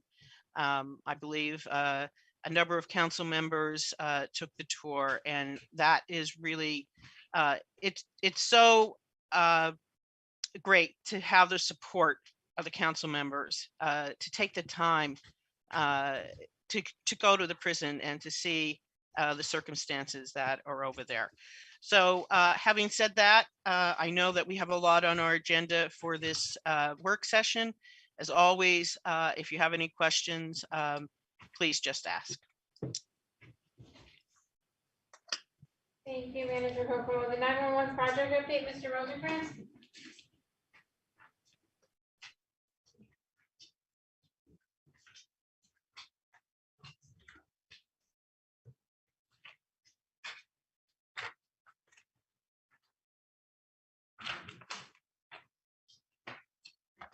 Everyone have a copy of the presentation? We have them. I'll leave it out here for the meeting.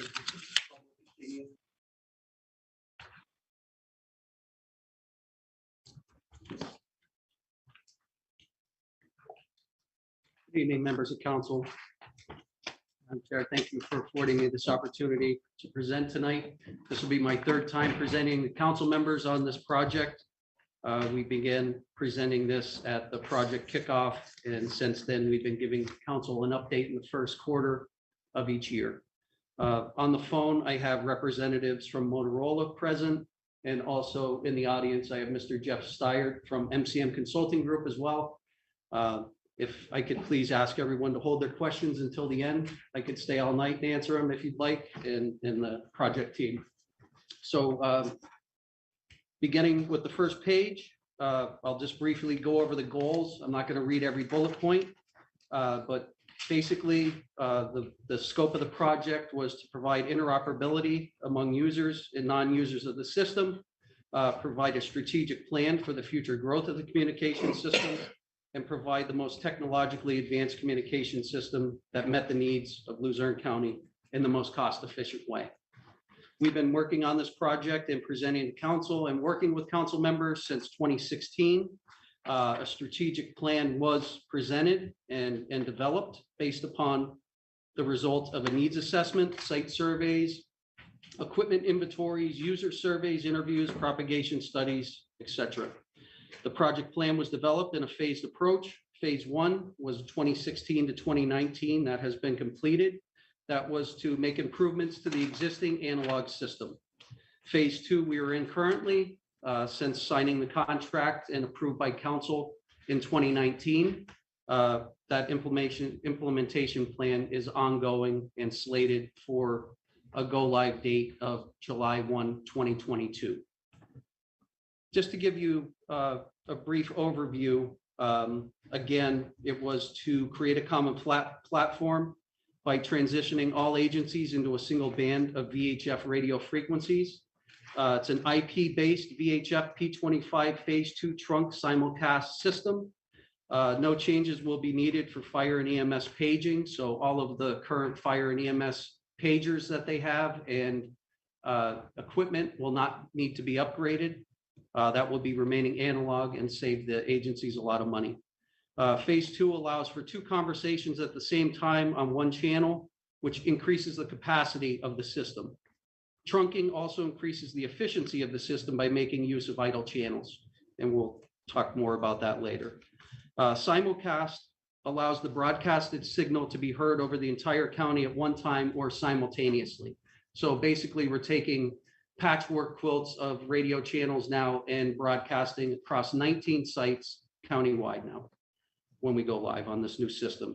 It's designed to provide 95% portable radio coverage over the entire county within urban and suburban structures, ground floor, providing a minimum delivered audio quality of 3.4. That's basically when the first responder presses the button and says, "Can you hear me now?" The comm center could hear you now. We all know the pandemic, the lovely COVID-19 pandemic. In March 2020, Luzerne County 911 Administration recognized that due to COVID-19, there would be delays to the scheduled radio system manufacturing, installation, and implementation. The delay caused by the force majeure was 92 days. We were over project schedule. Thus far, the initiatives included acquisition and implementation of an IP-based VHF P25 Phase 2 trunk simulcast radio system. It was awarded to Motorola and approved by council for a 20-year contract in November of 2019. The implementation is in progress. Thus far, the acquisition implementation of a 150 megabit per second Ethernet capable MPLS microwave ring system is being installed currently. That was part of the project. The RFP process was followed and ComPros was selected as preferred vendor and approved by council. Implementation is in progress, as I stated. Additionally, civil work was needed to prepare sites for installations. 1 new tower site was erected and installed. That's our Harris Pond Road Tower site, where we have a no-cost lease agreement with the Pennsylvania Fish and Boat Commission. That's a new site. An invitation for bid was issued, bids reviewed, preferred vendor selected. Contract awarded January 2021 to Skyhook. And again, that was a contract approved. The site is constructed and complete except for landscaping, which will be done in the spring and followed up on.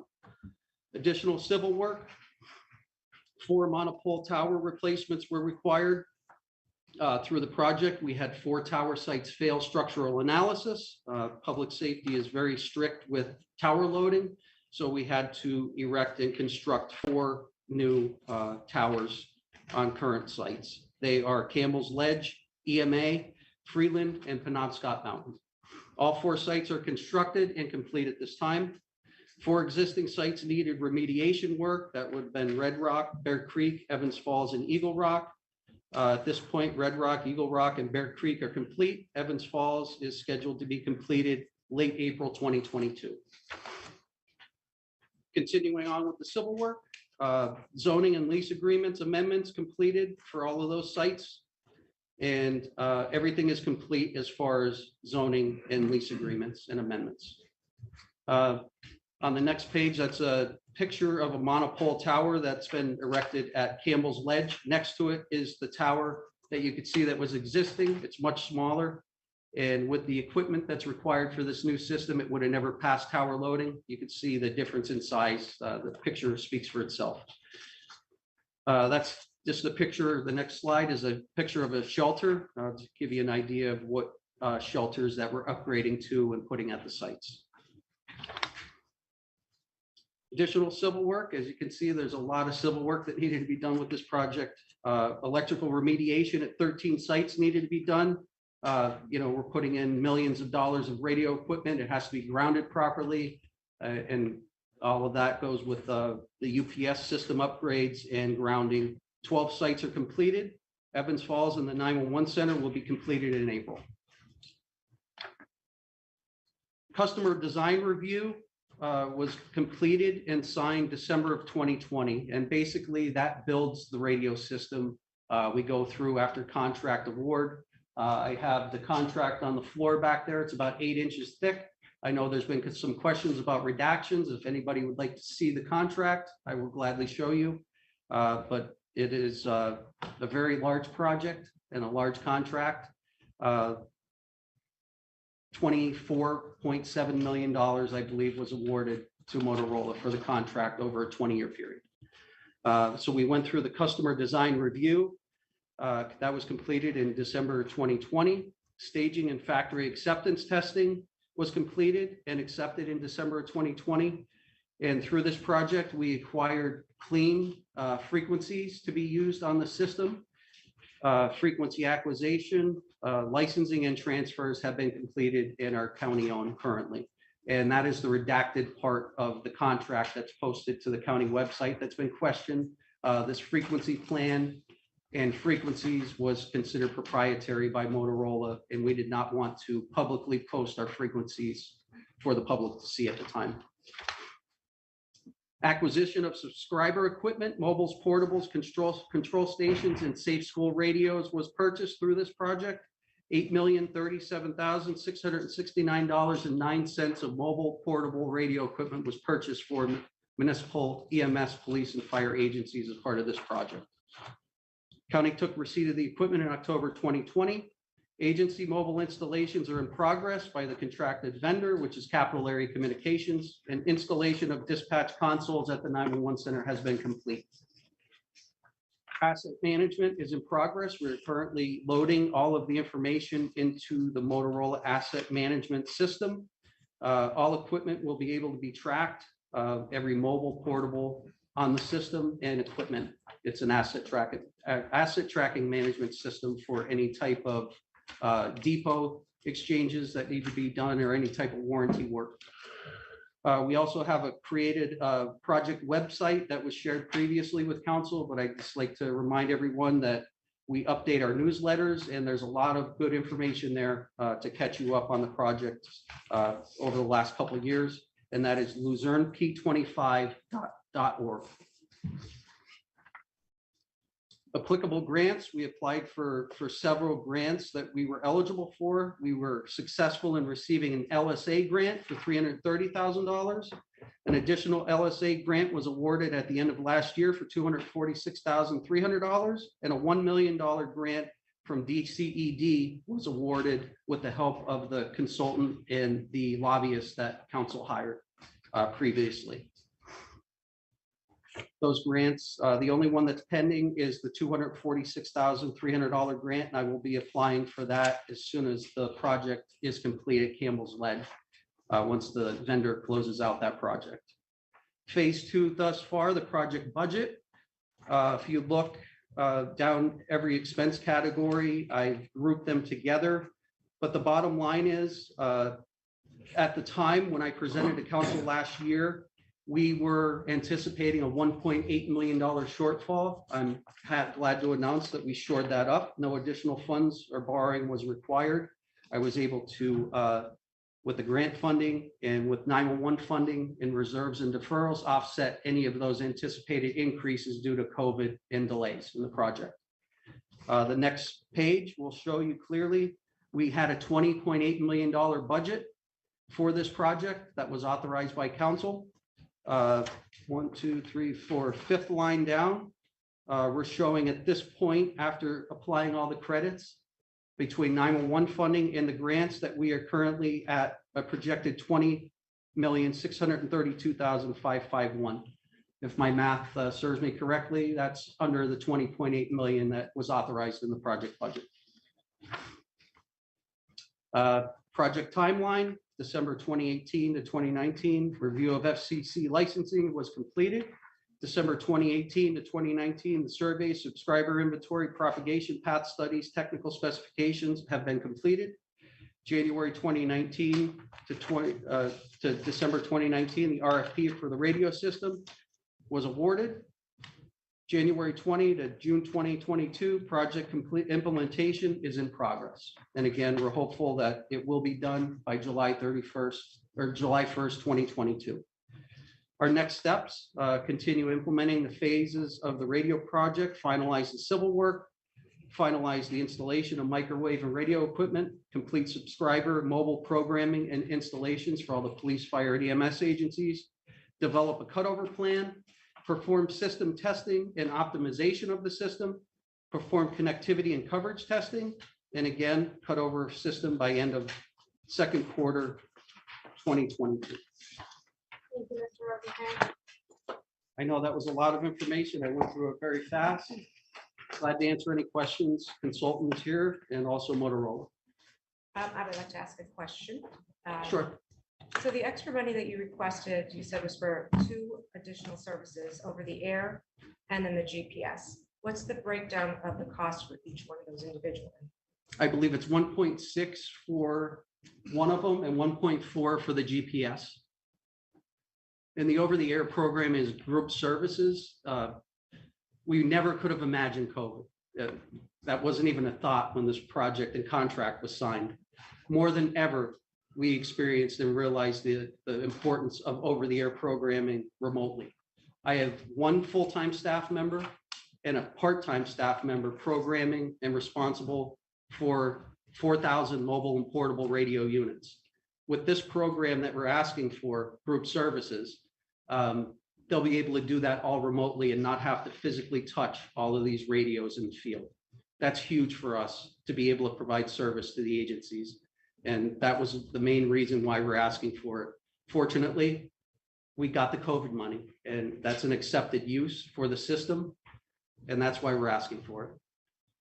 Mr. Rosecrans, you mentioned briefly when you were going through that, I wasn't here obviously last year, our council hired or appointed some kind of consultant, you said?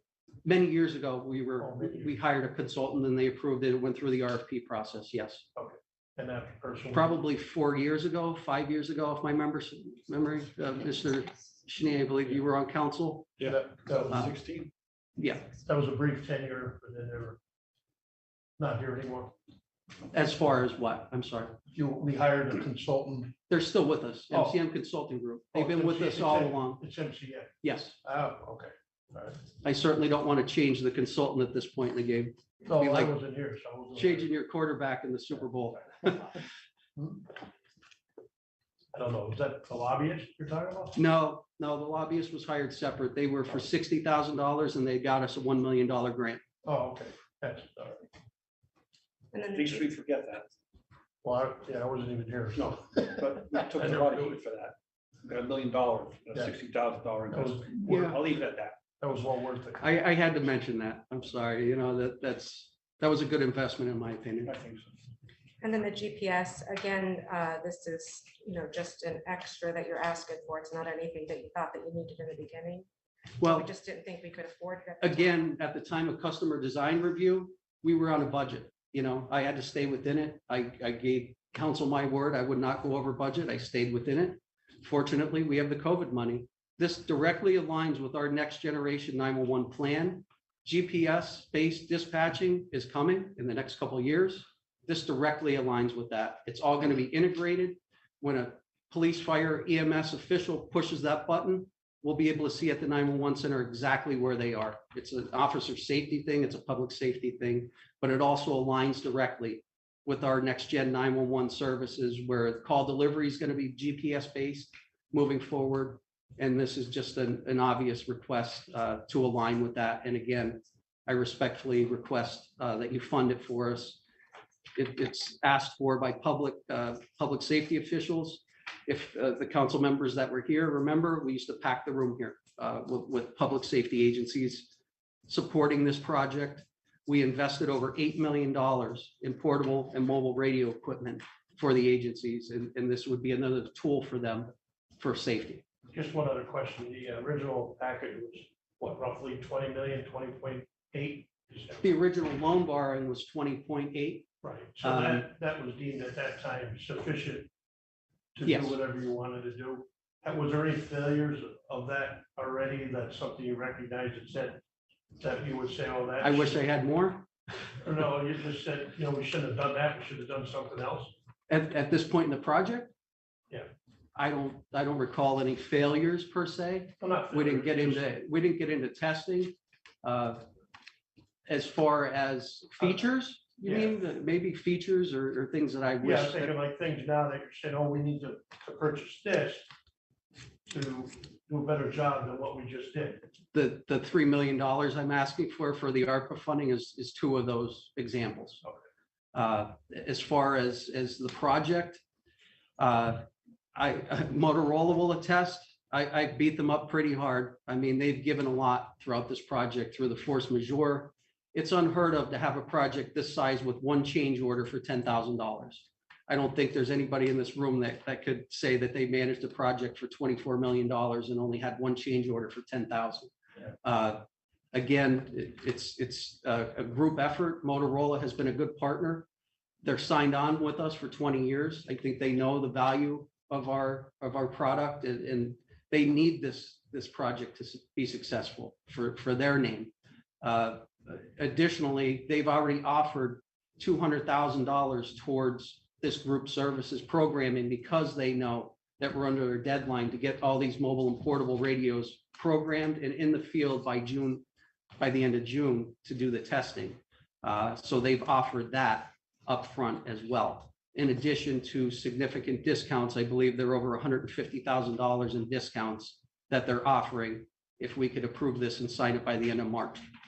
Again, no pressure. I'm just pointing that out there that they're offering discounts. I know you mentioned all the different grants, but I did listen back to some of the meetings, the audios.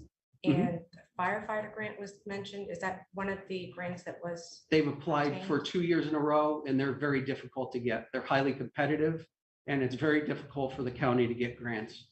I can tell you that. Every opportunity that the county typically has is through LSA grant funding. And I have to go through the redevelopment authority. We can't even apply directly for those grants. And the Keystone grant that the lobbyist was successful in getting us, honestly, we were told about that right before Christmas a couple of years ago. I didn't even know we were getting it. So they were able to find money for us in Harrisburg through a Keystone grant. And that's where the $1 million came for. And that covered nearly 100% of our radio consoles at the 911 center. Mr. Rosecrans, just wondering, you had to replace those towers. That's a pretty expensive project. Yes. Why did you have to replace those towers? They failed structural analysis. How old were they?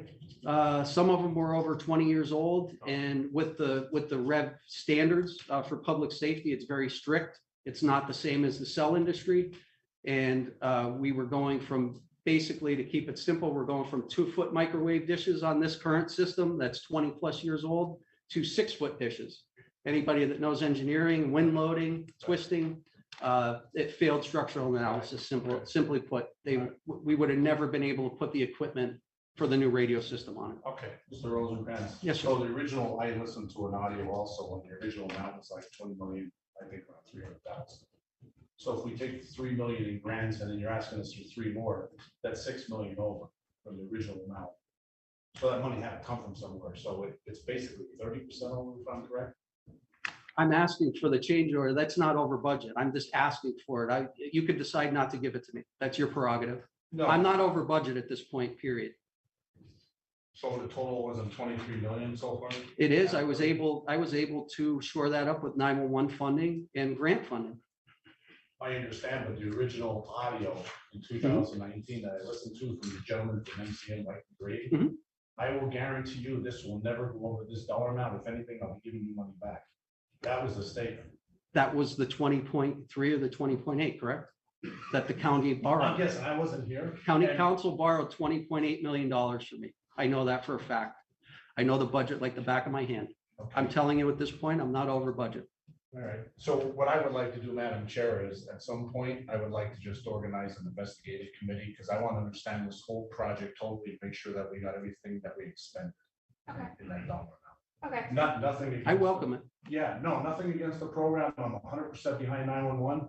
It's a big expense for the county, and I just want to make sure we're getting everything we paid for. I welcome it. Okay, thank you. Yeah, after this meeting, you could just get in touch with the Office of Law and go through the proper steps, and we'll get that on the agenda for you. Okay, thank you. Thank you, Mr. Rosencrantz. Any other questions for him? Thank you. All right, thank you for your time. Thank you. Yeah, and a great job, Mr. Rosencrantz. You're Thank doing you, sir. 911. I appreciate it. The next agenda item is the King's pilot presentation.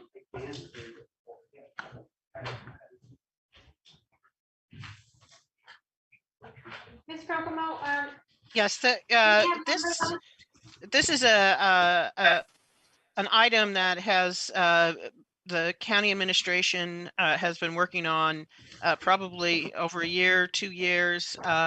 It sprung from the previous administration, and various representatives from King's College are here today to elaborate and take questions from council on the proposed pilot agreement. Okay, I'm Joe Bright, a lawyer who's helping King's College on this project. I have with me Heidi Schwartz in our office on the legal side, and as Ms. Kalinske said, we have Thomas Buchko and Janet Kalinske, who's from King's College. Excuse me, Joe. Excuse me, Joe. Can I interrupt you for one moment? Members of the council, we have submitted a PowerPoint presentation. Would it be possible to put the PowerPoint presentation up for members of the council and all the members of the public who are there to view? I don't know if we all have the PowerPoint presentation in front of us. Well, we can cover it orally. Okay. What is an issue is whether the county should approve a so-called pilot agreement with respect to taxes on 2 properties. These 2 properties were an old church and a defunct water company. And King's College bought them and intended to and did convert, rehabilitate them and fix them up so that they can be used for the King's College purposes, basically meeting and lecture places and the like. In order to find the money to get that done, they wanted to qualify for certain federal tax credits, and that required a particular structure. And so the structure then raises the question would these properties be exempt from taxes or not? And a pilot agreement is an acronym, and it stands for payment in lieu of taxes. And if there's a question, which you don't want to spend a whole lot of time and money arguing about, you can frequently, governments and taxpayers will enter into an agreement which says we'll agree not to fight about exemption, but we'll give you a certain amount. And that is negotiated, and that's been done here. And the pilot agreement in front of you has been signed and approved by King's College, of course, by the city and the school district. And so the last stop on the train is the county. What this would do is it would result in the properties being listed as tax exempt through I believe it's 2025, and that is a period of time that is dictated by the federal tax credits. After which this structure would be collapsed, and the properties would revert directly to King's College, and therefore, by definition, they would become exempt because they would be owned directly by a charity. So that's basically what is in front of you. King's College has agreed that they would present $25,000 worth of scholarships to residents of the county, and certain other benefits, including use of certain King's College facilities. So that basically is the deal. And the question is, would City Council approve it going forward with that arrangement? Heidi, have I forgotten anything important? The one thing that I would add is that, and this is in response to a question that was posed by a member of the public in the session before this one. The question was asked what the county would be receiving were this pilot not in place. And the answer to that question is that the county receives a far greater benefit under the pilot than it's currently receiving in property taxes. The county receives about a couple $1,000s a year in property taxes for these properties. But from a dollar perspective, the value provided to the county under the pilot is far greater than that. And that doesn't even include some of the other benefits, such as the discounts and access that the college is offering. So really, the pilot recognizes that the properties do have value as rehabilitated by the college, but also that for all intents and purposes, they are owned by a charity, which is exempt from property taxes. Okay, thank you. Janet, do you have any comments that you want to make about things that the King's College has done or will do for the county that should be taken into account in considering this question? No, thank you, Mr. Bright, and thank you, Ms. Crocovo, for the introduction, because this pilot has been in the works probably for 2 or 3 years now, actually more than that. I've only been with the college for 2 years, but I have been with Wilkes University, and I'm proud to say that I'm a lifelong resident of the Wyoming Valley, and I know the importance of partnerships between our local institutions, the county and the city. And I think the combination of those partnerships creates the part of the vibrancy that our community has. And we are hopeful that this pilot agreement just enhances that opportunity that's out there. If there's any details that you need on the scholarship program, I can share that, or the daycare program. One of the benefits on the college facilities, which I think I would like to share, is the waiver of the rental fees. Prior to the pandemic, the college has provided access to the Luzerne County to approximately 20 events per year with over 2,000 people in attendance. Probably the most attended is the Luzerne County tax sale. And we have those a couple times a year, and those usually 200 to 300 people. And we've also served the Luzerne County Human Services Division, the Luzerne County Mental Health and Disability, and the Luzerne County System of Care. Our projects, as noted in the presentation, create dozens of local construction projects and bring permit and fees income to the city. Our students, basically from economic studies, provide, almost $3,000 annually to the downtown area. And any of our new programs that we're developing, particularly right now, we're in the doctoral program of occupational therapy. Those will yield qualified candidates that'll probably fill local employment opportunities. And through the partnership grants through the city, the state, and representatives, we were able to obtain a lot of these grants to add to the downtown redevelopment initiatives that we went through. I am open to any questions, or I have Tom Butchko with me. He is our AVP and Chief Facilities Officer, and he's been with the college a little longer than I have. I have a question. Would it be possible to open up those grants to the whole county rather than just employees here in Luzerne County? That would be a very costly effort for the college. As you can imagine, the cost of education these days is rising to the entire county. Would be almost difficult for us to do. I have a question, Brian Thornton here. I, for one, will speak to the reputation of King's College. It's a great institution, higher learning. I think it's been around almost 80 years, so back in the 40s. 75 years, yeah, 75 years this year. Yeah, and they've done a great job educating the young people from not only our area, but outside the area.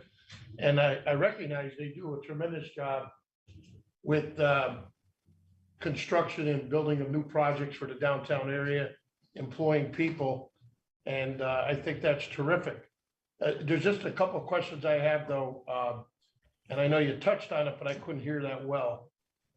This would be a 7-year rather than a 5-year plan? Yes, through 2025. Yes. And we'll into it. It will end in 2025. So that's the end of the 7 years. Oh, okay. So what is the total dollar amount of the taxes that would be forgiven? Total. Do we estimate that, Heidi? Yes, so the beginning year of the pilot would be for the county, it would start January 1st, 2019 under the agreement. And the taxes paid to the county by the college from 2019 through 2021 was just under $6,000. And going forward, it would be more additional taxes, is that it? Well, the properties still have their current assessment if the county is considering reassessing them. We don't know that. But assuming that the assessment would stay the same, it would be about $2,000 a year. That's what it's been for the past few years. So for the extended, you're asking for extension to 2025, is that it? Yes. Trying to understand. Okay. So another maybe 6,000 on top of that would be forgiven? Well, no, under the terms of the pilot, since the pilot would start effectively in January 2019, the county would refund to the college just the property taxes that were already paid. And instead of owing property taxes going forward, the college would provide the benefits stated in the pilot. Right. So I guess I'm still unclear. So you're looking for the county to forgive the taxes going forward. Is that correct? Yes. That's the answer. Okay, thank you. Yes. And my other question is,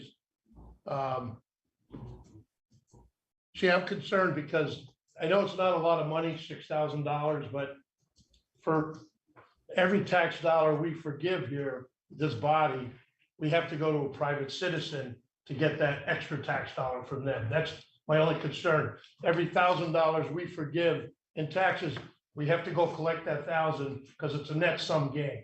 We have to collect that 1,000 from the private citizens. So that's where I'm wrestling with this a little bit.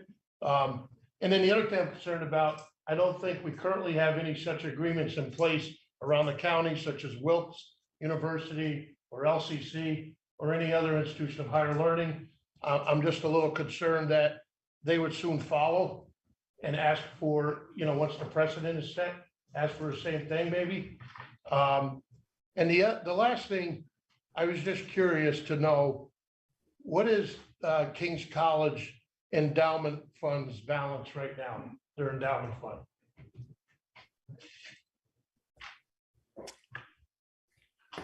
Give me 1 second, please.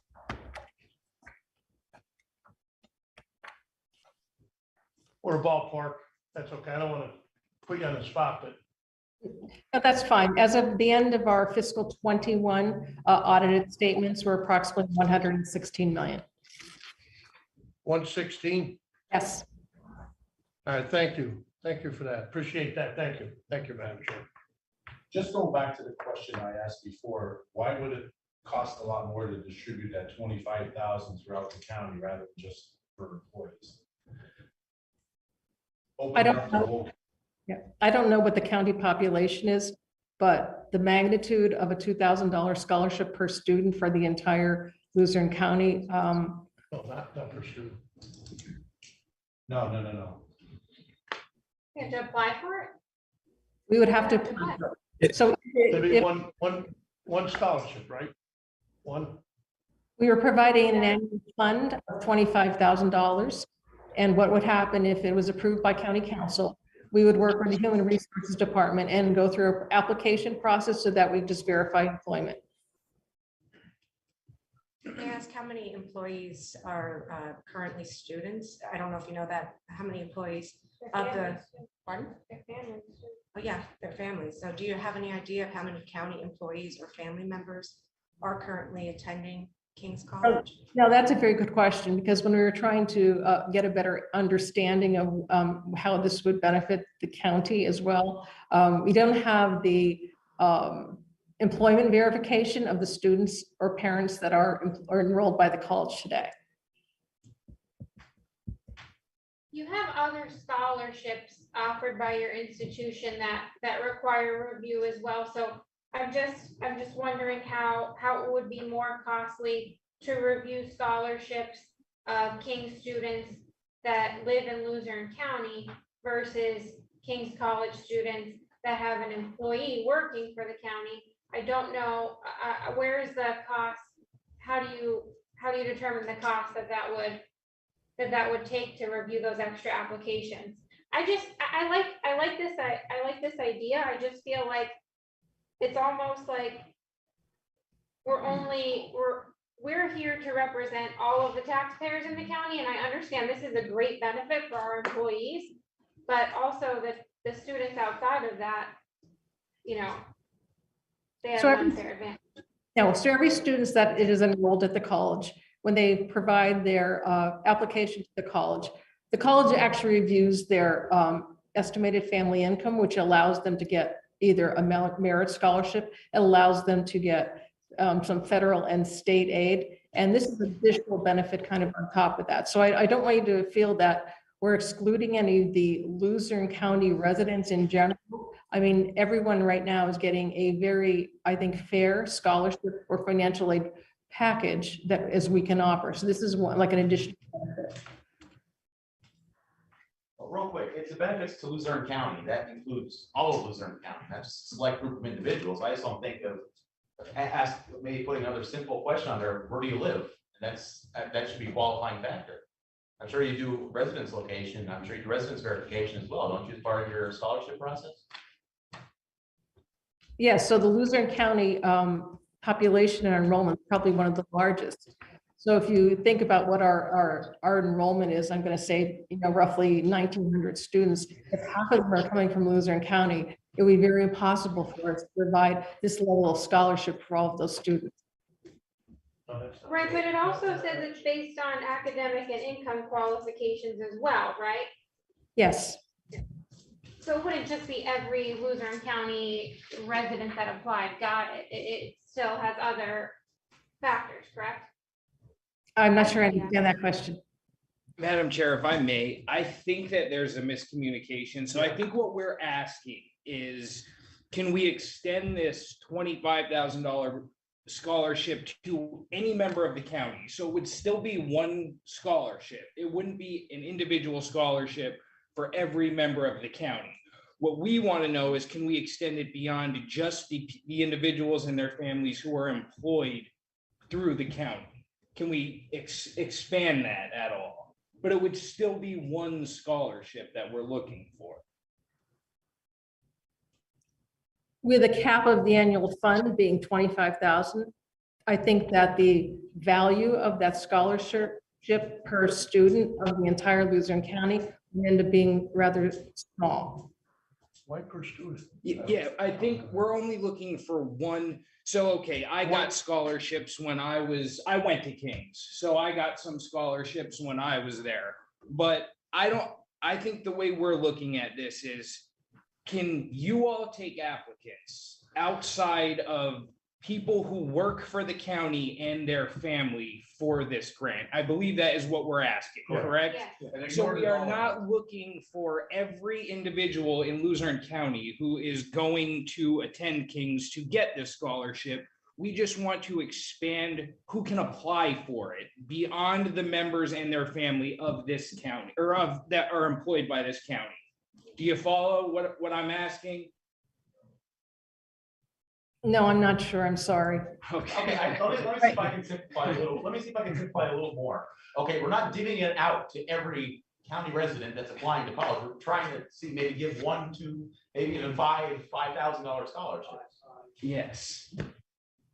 Members of the council, to clarify, are you saying that you would want the pool of applicants to be larger, but still the college would only give $2,000 scholarships maximum to up to the $25,000 limit?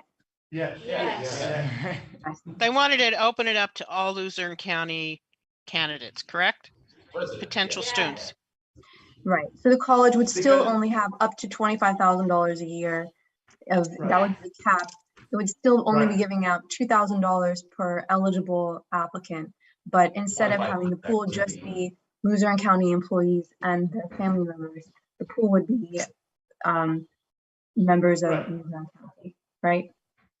Right, keeping the same parameter of not to exceed 2,000 per individual, yes. I understand. Because could I throw something in here? If I sit here on county council and I say, my buddy over there, Chris Perry, he has a grandchild gonna go to King's. So I want to make sure he gets a scholarship for that kid. It looks a little like quid pro quo. You know, we'll give you tax forgiveness if you give us a scholarship that we could use ourselves. I think everybody in this room would not want that appearance. You follow us? Yes. Okay, thank you. It's more along the lines of an I ethical offer issue a to comment to that comment. If the pilot is not approved, then what would happen is you get a lesser amount of real estate tax, which would benefit the county directly, and the same people. So really, what you're really talking about is how you benefit those people. I don't think there's anything untoward about that kind of shift.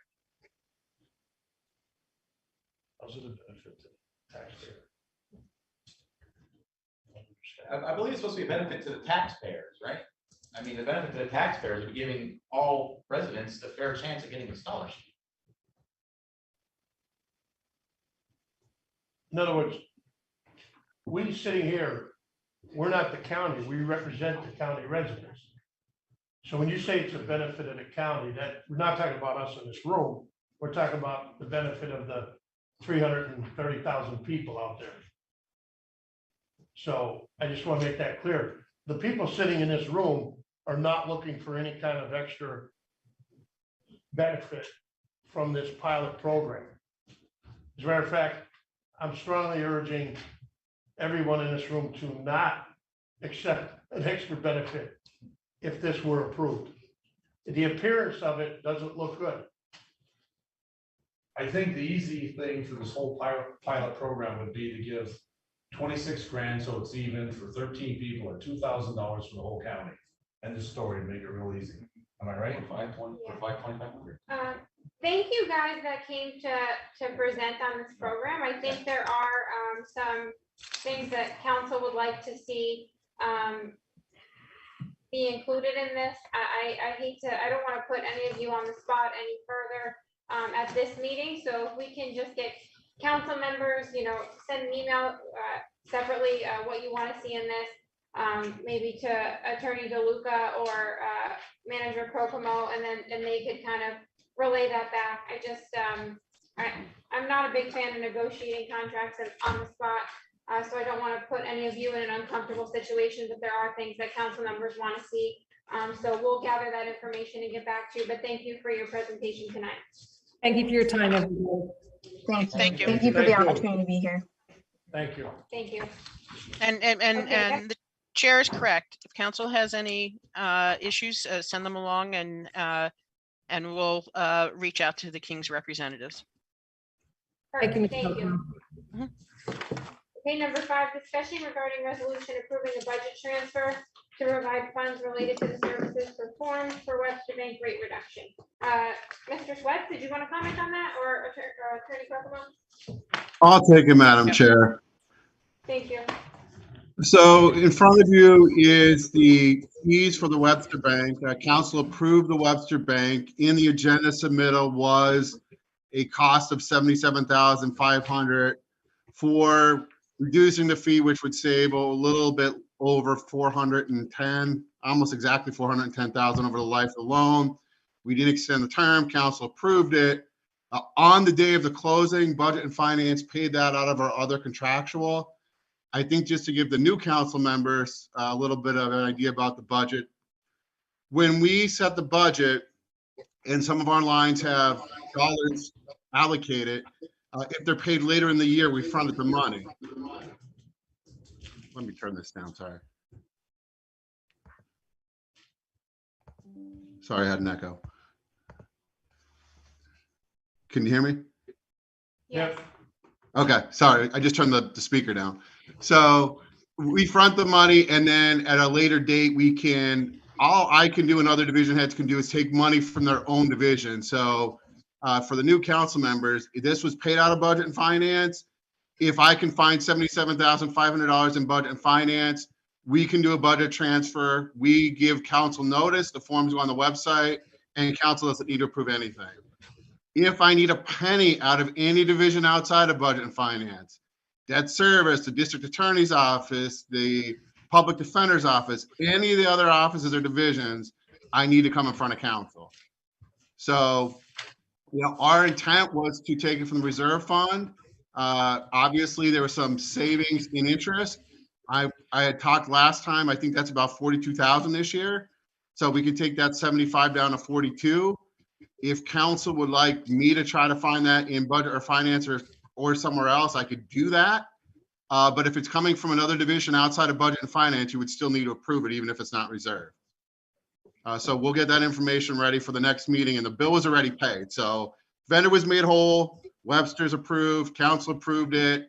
It was a wire transfer on the March 1st when this deal went through. It's just funding it because we use money that's going to pay another bill later out of other contractual services. So I'm willing to take the 40, I think it's about 42,000 out of this year's interest. And if I can find something else in Budget and Finance, I'll bring it back in 2 weeks and tell you where I think we could take money from. If it's not in Budget and Finance and it's still not reserved, I'll list that division and have it for you in 2 weeks.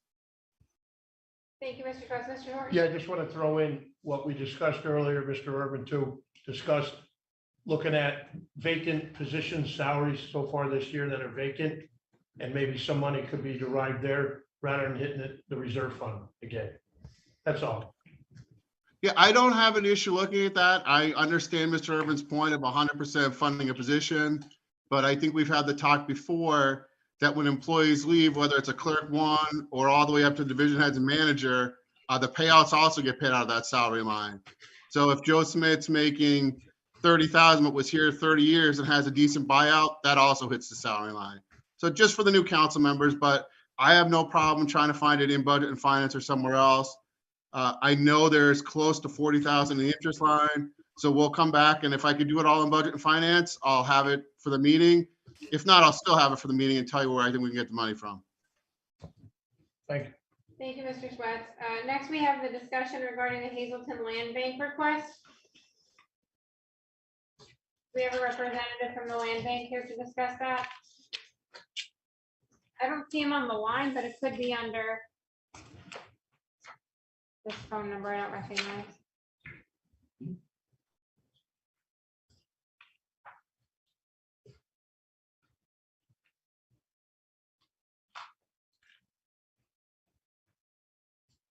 All right, we'll try to come back to it at the end. Question on that. When reading through that material here, it would be helpful, again, if they would give an itemized list of properties, like 212 Main Street, something that we could drive by and look at, Right. All right, if nobody's on the meeting for that, then I think we'll just skip that for tonight and try to get that from the representative from the land Just bank. like the Northeast Pennsylvania land bank did. That was great. We'll try to get that for the next work session. Is everybody okay with that? Yep. All right, great.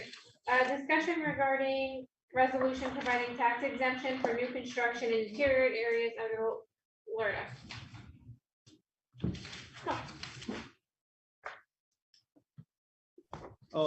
Good evening, council members, Madam Chairman, members of the council, public, manager, and all others who've attended tonight. Thank you for, first of all, your public service. Your jobs are all extremely difficult. And when I come to these meetings, I really appreciate what you all do. I think you've all received the information. Should have 2 packets here. Does anyone need an extra copy? Okay, so I'll briefly take you through. Has everyone had a chance to read the document? Should I take you through them? Okay, I'll just this page right here. I'll just go from this, which is really a summary of everything that's behind it. But just to recap, the property is it's often known as the Franklin Colliery property. It's adjacent to the interstate just east and south of Cole Street and Johnson Street, north of Allen Industries. There's an Allen Industries sign right now. The site's currently getting worked. They're pulling some of the last silk coal out of there. I don't know if anybody's been past it, but it's pretty rough. That site was not subject to restoration. It was mined.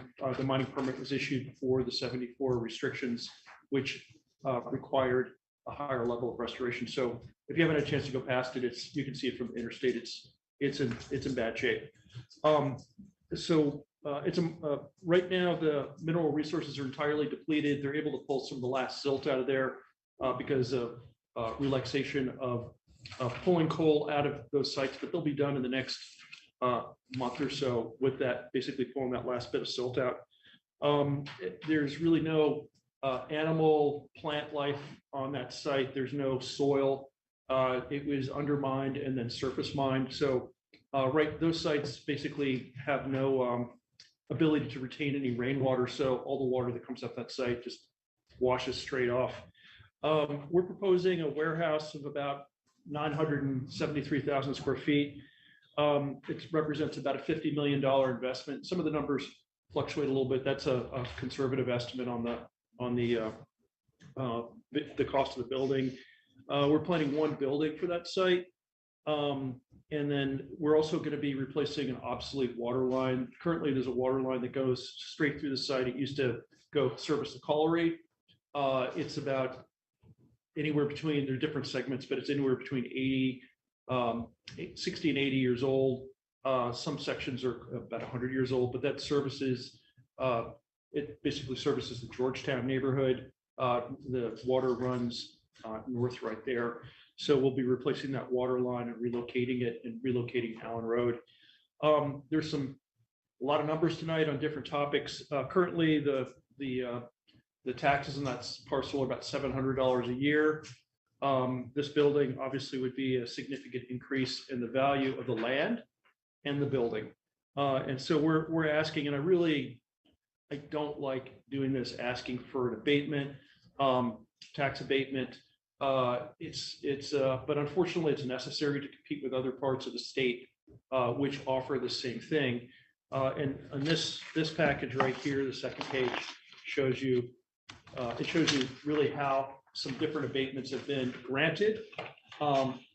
And then here's some of the other abatements here. So we're asking for a 35% lower to where we pay 35% of the taxes starting in year one. It's not an abatement that's stepped up. We're looking at year one tax abatement, which is, I'll say, less aggressive than many of the other recently granted abatements. Just for example, the big complex, trade port complex where Adidas is right now, Adidas and Chewy, that has 0 for, I guess, 7 years, and then steps up to 10, 20, and 30%. That's the trade point 164 here.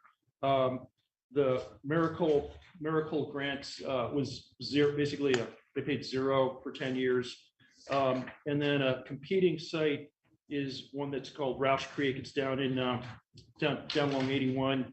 That one just pays 25% flat. So we're trying to be reasonable and asking for 35% payment year one, and it will basically increase the tax revenues. And I know you all are concerned mostly about the county, but the taxes for the county will be approximately $200,000 subject to the assessment. We were pretty conservative. We put replacement value in here. I know that the assessor looks at income value, so these numbers are likely to be higher, but basically $200,000 a year once the building is built. It's about $50,000 for the township and about $590,000 for the school board. Those will step up to the county's. The county's portion will be basically everything more or less gets doubled. So it'll be about $400,000 for the county after it expires. And that's the conservative estimate, not assuming any increase in value of the building, which will likely be the case. Rents are going up quite significantly around here. So about $400,000 after, and again, before and after on the last pilot presentation. Right now, you're getting $700 a year in total right now for that site. So it will go up.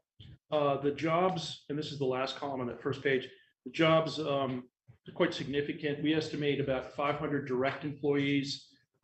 Warehouses generate a lot of what they call indirect jobs. So that's people who service the building, service the materials, service the racking. Warehouse jobs and tech jobs actually have a really big multiplier effect. There's a lot of other jobs that result from that.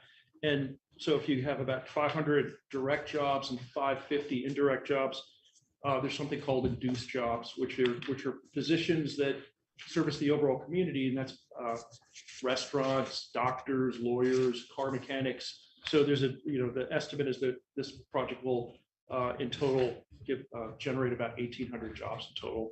And that's not just people working in the warehouse, that's people who work in the community currently and will expand their businesses. So that's the first page summary. Any questions before I go? Yes, sir. I haven't worked in a warehouse during the day. So yes. What I'm finding out though is like the mix of warehouse in this area is quite extensive at this point. We're all competing for the same labor market. It's inflating wages artificially. It's, nobody's talking about $15 an hour because every warehouse job is pretty much well north of that now. Yep. 23, 24, $25 an hour. So, when you're talking about bringing in a full-time job, that's great, but if it's from the same labor pool, it's not so great because we're all competing against each other. So do you anticipate that, if you're going to be the landlord, anticipate a tenant that might bring from the outside, some of those jobs that are really like new and not using the same labor force that's already in existence here? Well, it's a national problem right now.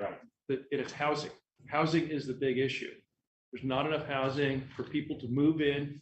And I think we're working with Senator Yudichek's office. He told us that this region has some of the oldest housing stock in the country. So housing is the big issue right now. that prevents people from moving in. The quality of life here is very good. You know, you're close to other resources, other areas, great educational resources. It's a problem nationally. And that's why unemployment is so low and wages are going up. My point of view is, you know, 5-7 years ago, people were making $8 an hour in those warehouses. That wasn't a good job. So people making more like 15, $20 an hour, those are hard jobs. You work there. I ran real estate for PepsiCo. That's how I know this area. We had a mountaintop location. You know, I don't begrudge people making a living wage. I think it's important, but I think it's a bigger, you get a good labor, you get a really good labor market here, believe it or not, even though it's very competitive. If you look at other parts of the country, they don't have the roads, the transportation, the schools. You know, we talked a lot about schools today. So it's a challenge everywhere. Yeah, I mean, that, you know, I don't want to kind of create, you know, exponentially more of a challenge for the current employers that are already here. You know, trying to be a good steward and have a balance of the economy around here. I mean, we do have land, obviously, here that even though it's older housing stock, you can have somebody come in from New Jersey, New York, knock the house down and rebuild a house. You know, houses can be rebuilt. I think we have enough land and property around here that you build put up home developments, right? Yeah. But, you know, I think I have to be cognizant, like for every warehouse that you put in, for every bay door that you put in, you need another CDL. You need another picker or somebody that's going to, you know, use a forklift or machinery. And we're all competing against each other, you know, to the point now our sign-on bonuses are exorbitant. You know, we're hurting the employers, and then it's going to be the survival of the fittest, you know, so, and then eventually you're going to have some losers that empty out. So I'm trying to do some forward thinking here. And you know, I mean, I do appreciate that you're looking for just a percentage and not a whole zero for 10 years. You know, I can appreciate that, but I would look, you know, to ask you to maybe, if you're going to bring a tenant in, you know, if they can bring more outside employees, transfer them into this location. It's a good ask. The problems are radiating out really from New York, Philly, and, you know, New Jersey. This problem is compounded because they're closer in, and the benefit of this area is you're close to everything. You can drive New York, Philly, Baltimore, That's DC. what I've always recognized, you know, because we are the crossroads with all the interstates here. That's why transportation wants to be here. Yeah. But we also, I think, have to have, you know, be methodical in the approach that we don't crush ourselves internally and we're fighting against the same employee, you know, having 5 different entities fighting against one person. Yep. I mean, it's great for the employee, and they're making more money, or they can move around, but then you have all these internal factors, you know, being someone that works in a place like that, I see it. As far as trying to, you know, you have $4,000 sign-up bonus for a selector, and that's just us, where I work, and $10,000 to $20,000 for a driver. You know, so you bring another place in with 1,800 people, you're gonna hurt your neighbors. Thank you, Mr. Irvin. Ms. McDermott? You said that we would get 200,000 in taxes when the building is built. Do you have an estimated completion date on Estimated that? completion date? All's well, 8 to 12 months. We're anticipating, because the building is, because the site is currently under a mining permit, we're able to relocate Allen Road, which is our first step. And we're going to move the water line. We hope to get that started in July. And then these sites, I don't want to get into too much detail, but there's been so much mining there. You have to prepare the site. It's got to go through something called dynamic compaction. If anybody worked on the high school project, it was the same sort of site. So it takes a That's little what I was going to ask, if you did clean it up. I'm sure you did then before.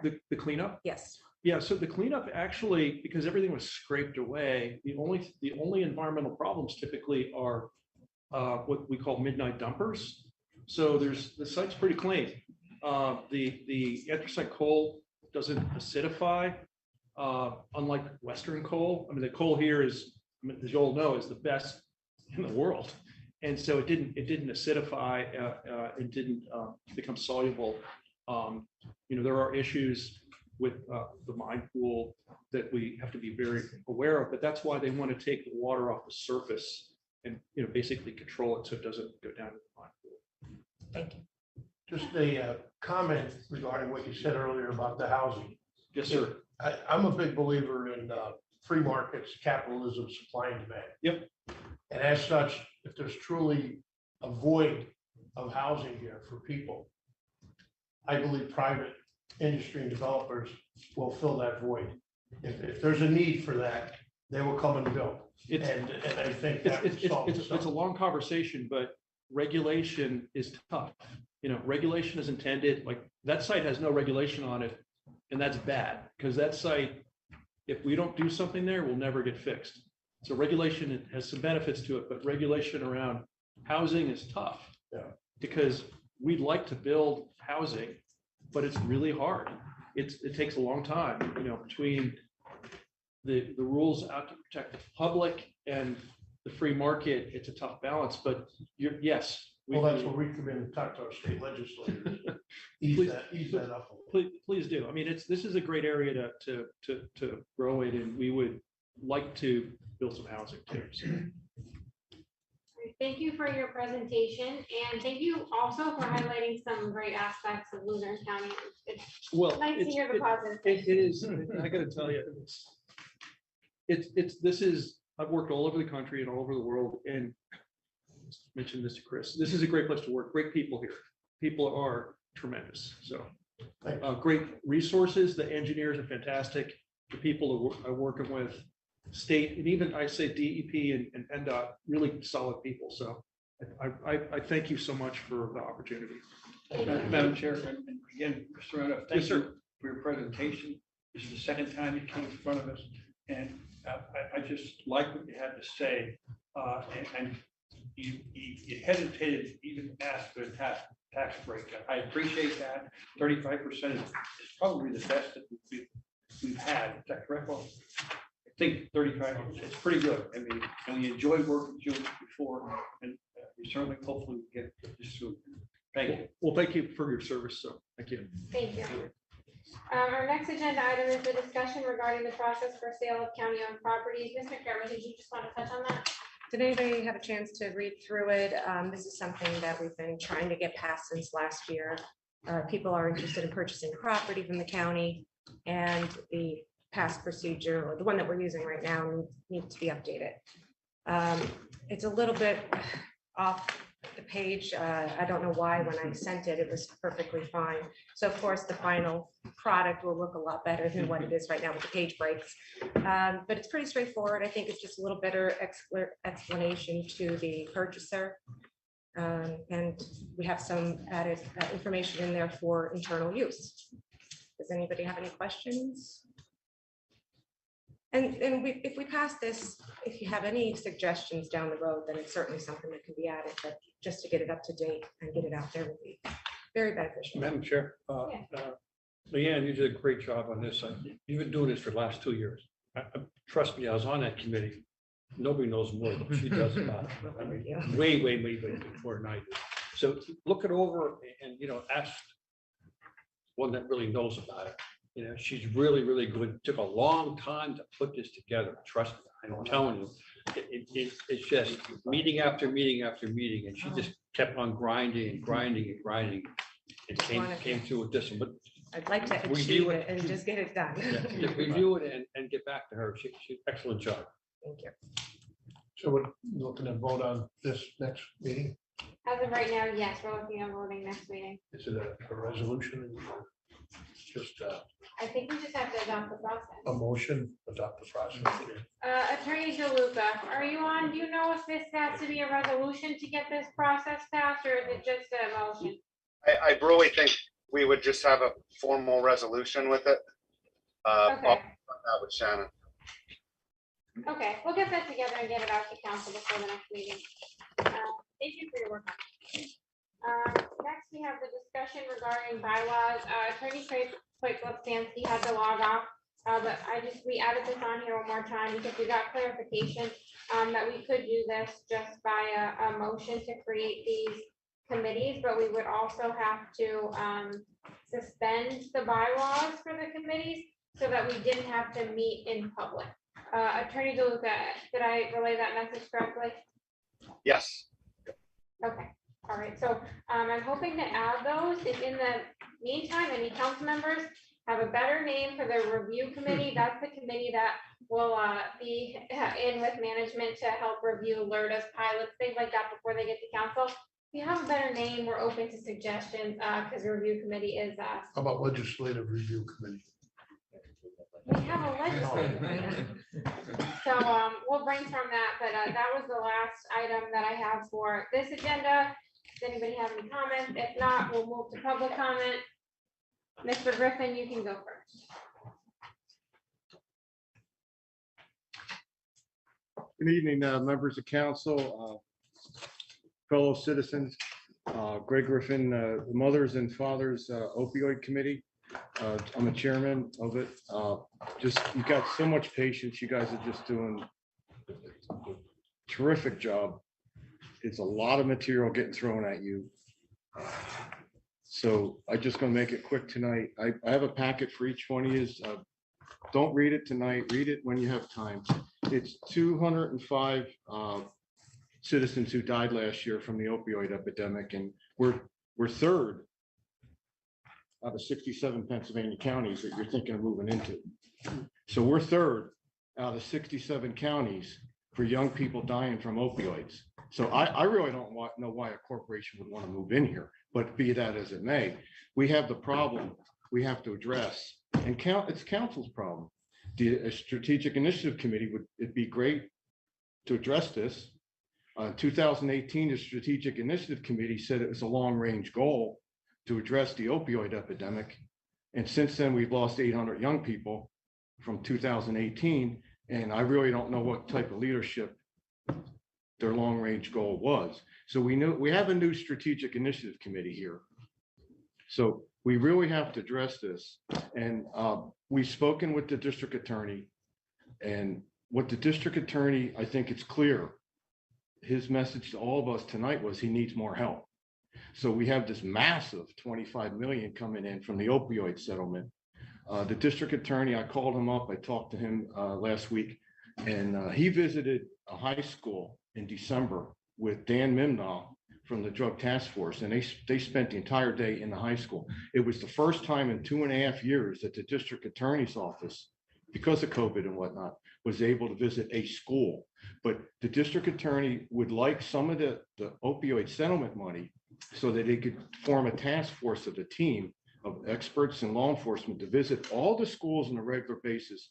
Because then next year, we won't maybe have 205 young people dying, because we're going to be telling them how bad fentanyl is. But we got to get the district attorney. He needs 4 more drug agents to go after the fentanyl dealers that are coming in killing our kids. And of course, you know, the opioid settlement of 24 or 25 million for long-range treatment, long-term treatment. Right now, they're getting 30 days treatment. Out on the street they go and they're dying. So it has to be longer for 30 days. So that's why we need to use the 24 or 25 million dollars. But the district attorney absolutely needs help. And that's all I have. You guys got to go home. You guys got to go home and get some sleep. But look at these tomorrow or whenever you get a chance. And that's the 205 who died. Take care. Thank you, Mr. Griffin, and thank you for what you do for our community. Mr. Griffin?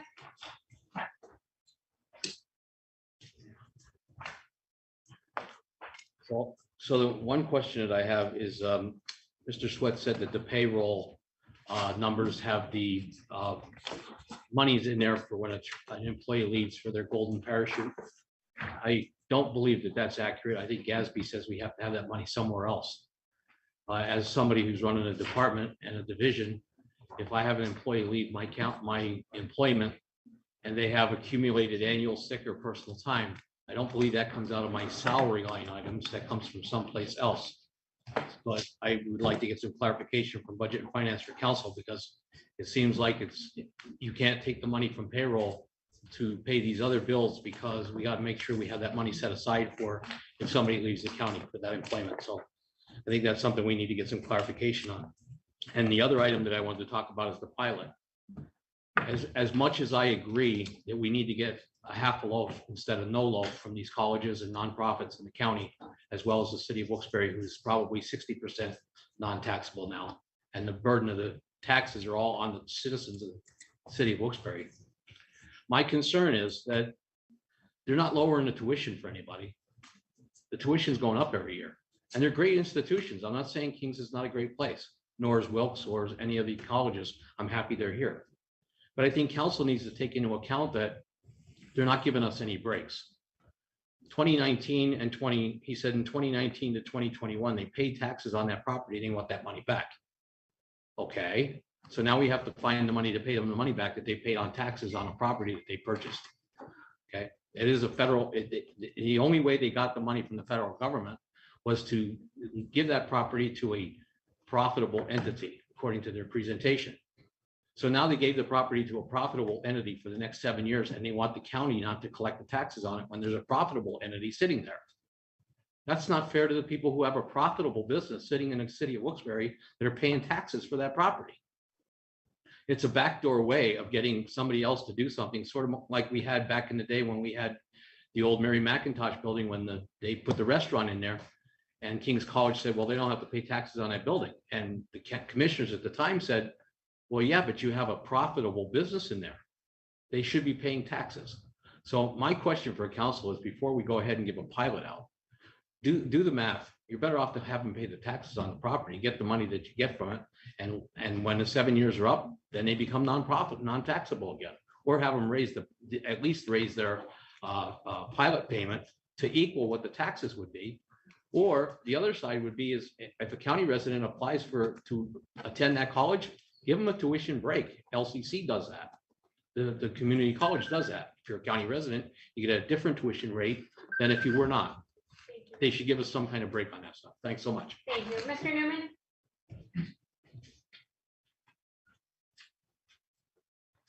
Yes, let me start with a positive. To the council members that toured the prison, thank you very much for your concern on that. I'm sure it was very productive from what I understand. And you see the constraints that they are under with the current prison and compare that to what we could have. Okay. Now, the pilot, been a lot of discussion. Thank you, Alder, for covering some of the points I was coming. Thank you to the gentleman for covering the 2 points about the 2 objections that I have. Here's what was missed. There's 2 properties involved. The church on North Street. There's never been an assessment on that. It's always been a nonprofit. It's always been tax exempt. So King's has found a creative way to fund these 2 properties. The other one is Springbrook, the Springbrook building.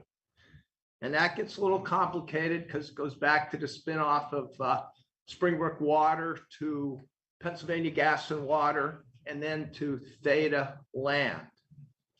Theta Land sold the building to the county somewhere along the line, 2009, maybe 2008.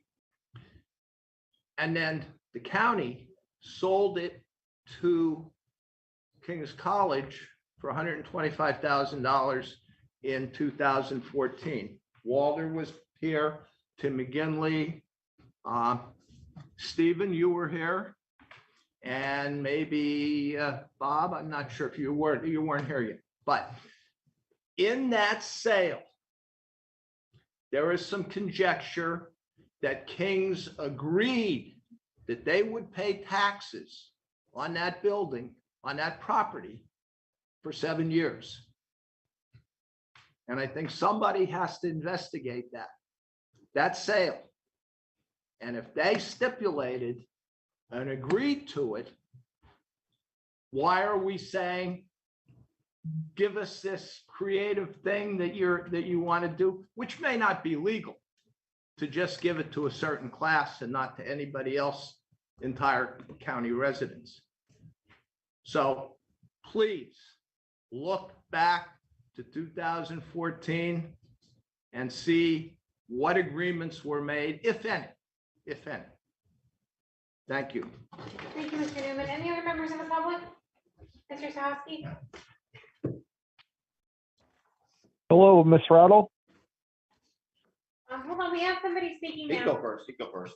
Oh, Go ahead. okay, I'm sorry, go ahead. Miss Rattle, hello. It's Jason Carr from Saylorsburg, Pennsylvania. I just wanted to thank Mr. Newman tonight for all the great points that he made. He's spot on and absolutely correct about everything that he spoke about tonight. Secondly, yesterday I was looking at the voting agenda and I noticed that it was taken off on today's voting agenda, the $20 million that giveaway to the businesses in Luzerne County. I read through the information and I noted that there was a change from businesses receiving the monies from 19 and fewer to now it was raised up to 500 and fewer. And as I'm sitting here watching this happen, it's in slow motion now. I could recognize a lot of things happening. It seems like there's a scheme going on right now where council or the administration is waiting to propose this $20 million giveaway until after you vote Romilda into the manager's position permanently. Now, is that what discussions were going on for that to be taken off? Why was it taken off the agenda for today? Because it seems as though it's excuse me? Sorry, go ahead, you can finish and then I'll address you. I can't understand you.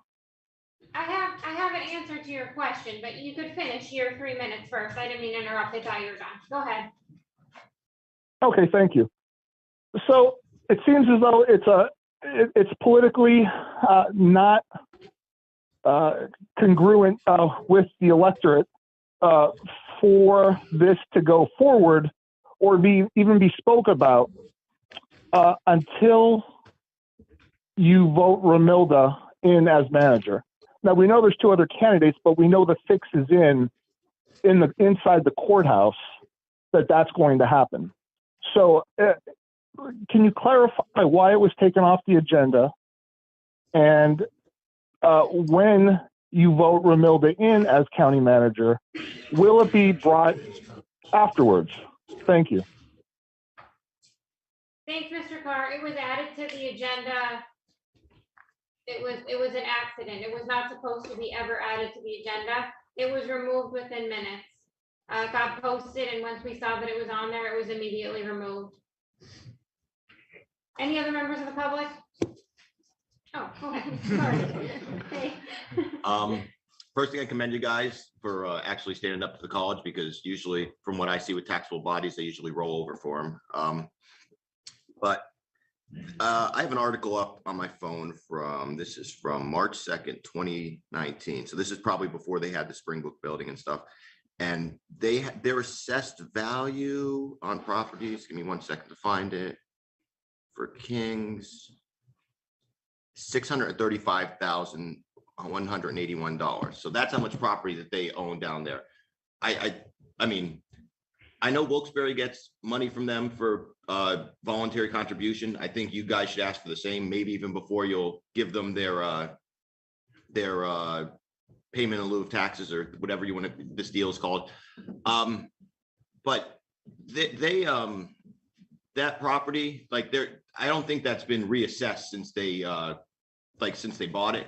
I know for a fact, because I complained about when Wilkes-Barre did it. Wilkes-Barre got them a $500,000 grant to put into that building. So whatever your assessed value of that property is, it's probably not correct. I don't know. You would have to go and check on that yourself to see if it's been reassessed. But I know that just from grant money that there's been a large portion put into that just from Wilkes-Barre. I don't know any other taxable bodies that they could. I mean, I guess you guys would be the only one that they could get asked for grants for properties like that. But I would at least look into that to make sure that that was assessed, because they might have a lowball figure for you guys, like that they were telling you tonight, where that property might be worth a little bit more than what they're saying. I mean, if you look at it and you know what the property looked like before and you know what it looks like now, it's a whole different ballgame. They put a whole new section on the side. That property was not used in 15 or 20 years. So that, they put a lot of work into that property since they owned it. So I'd at least look at that assessment.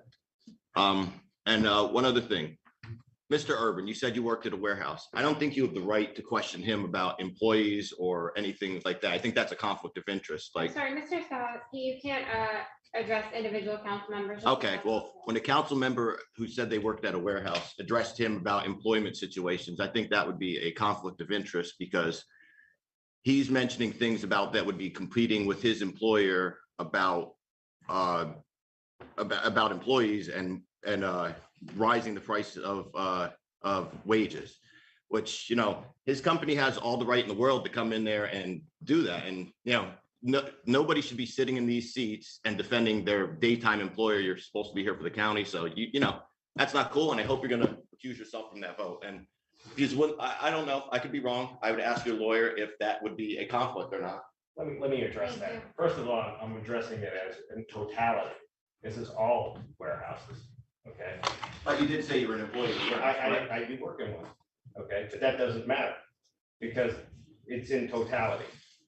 I would just like to comment from your lawyer. I'm sorry, but we don't need any back and forth. If you want to address them briefly. So, what I'm saying is that from a perspective of being up here, looking out for taxpayers, looking out for the employers in this county, okay? I know what goes on in warehousing environments, but there's obviously we have a free market and rising wages is a great thing, but it's also a double-edged sword for employers that are already in existence in this market.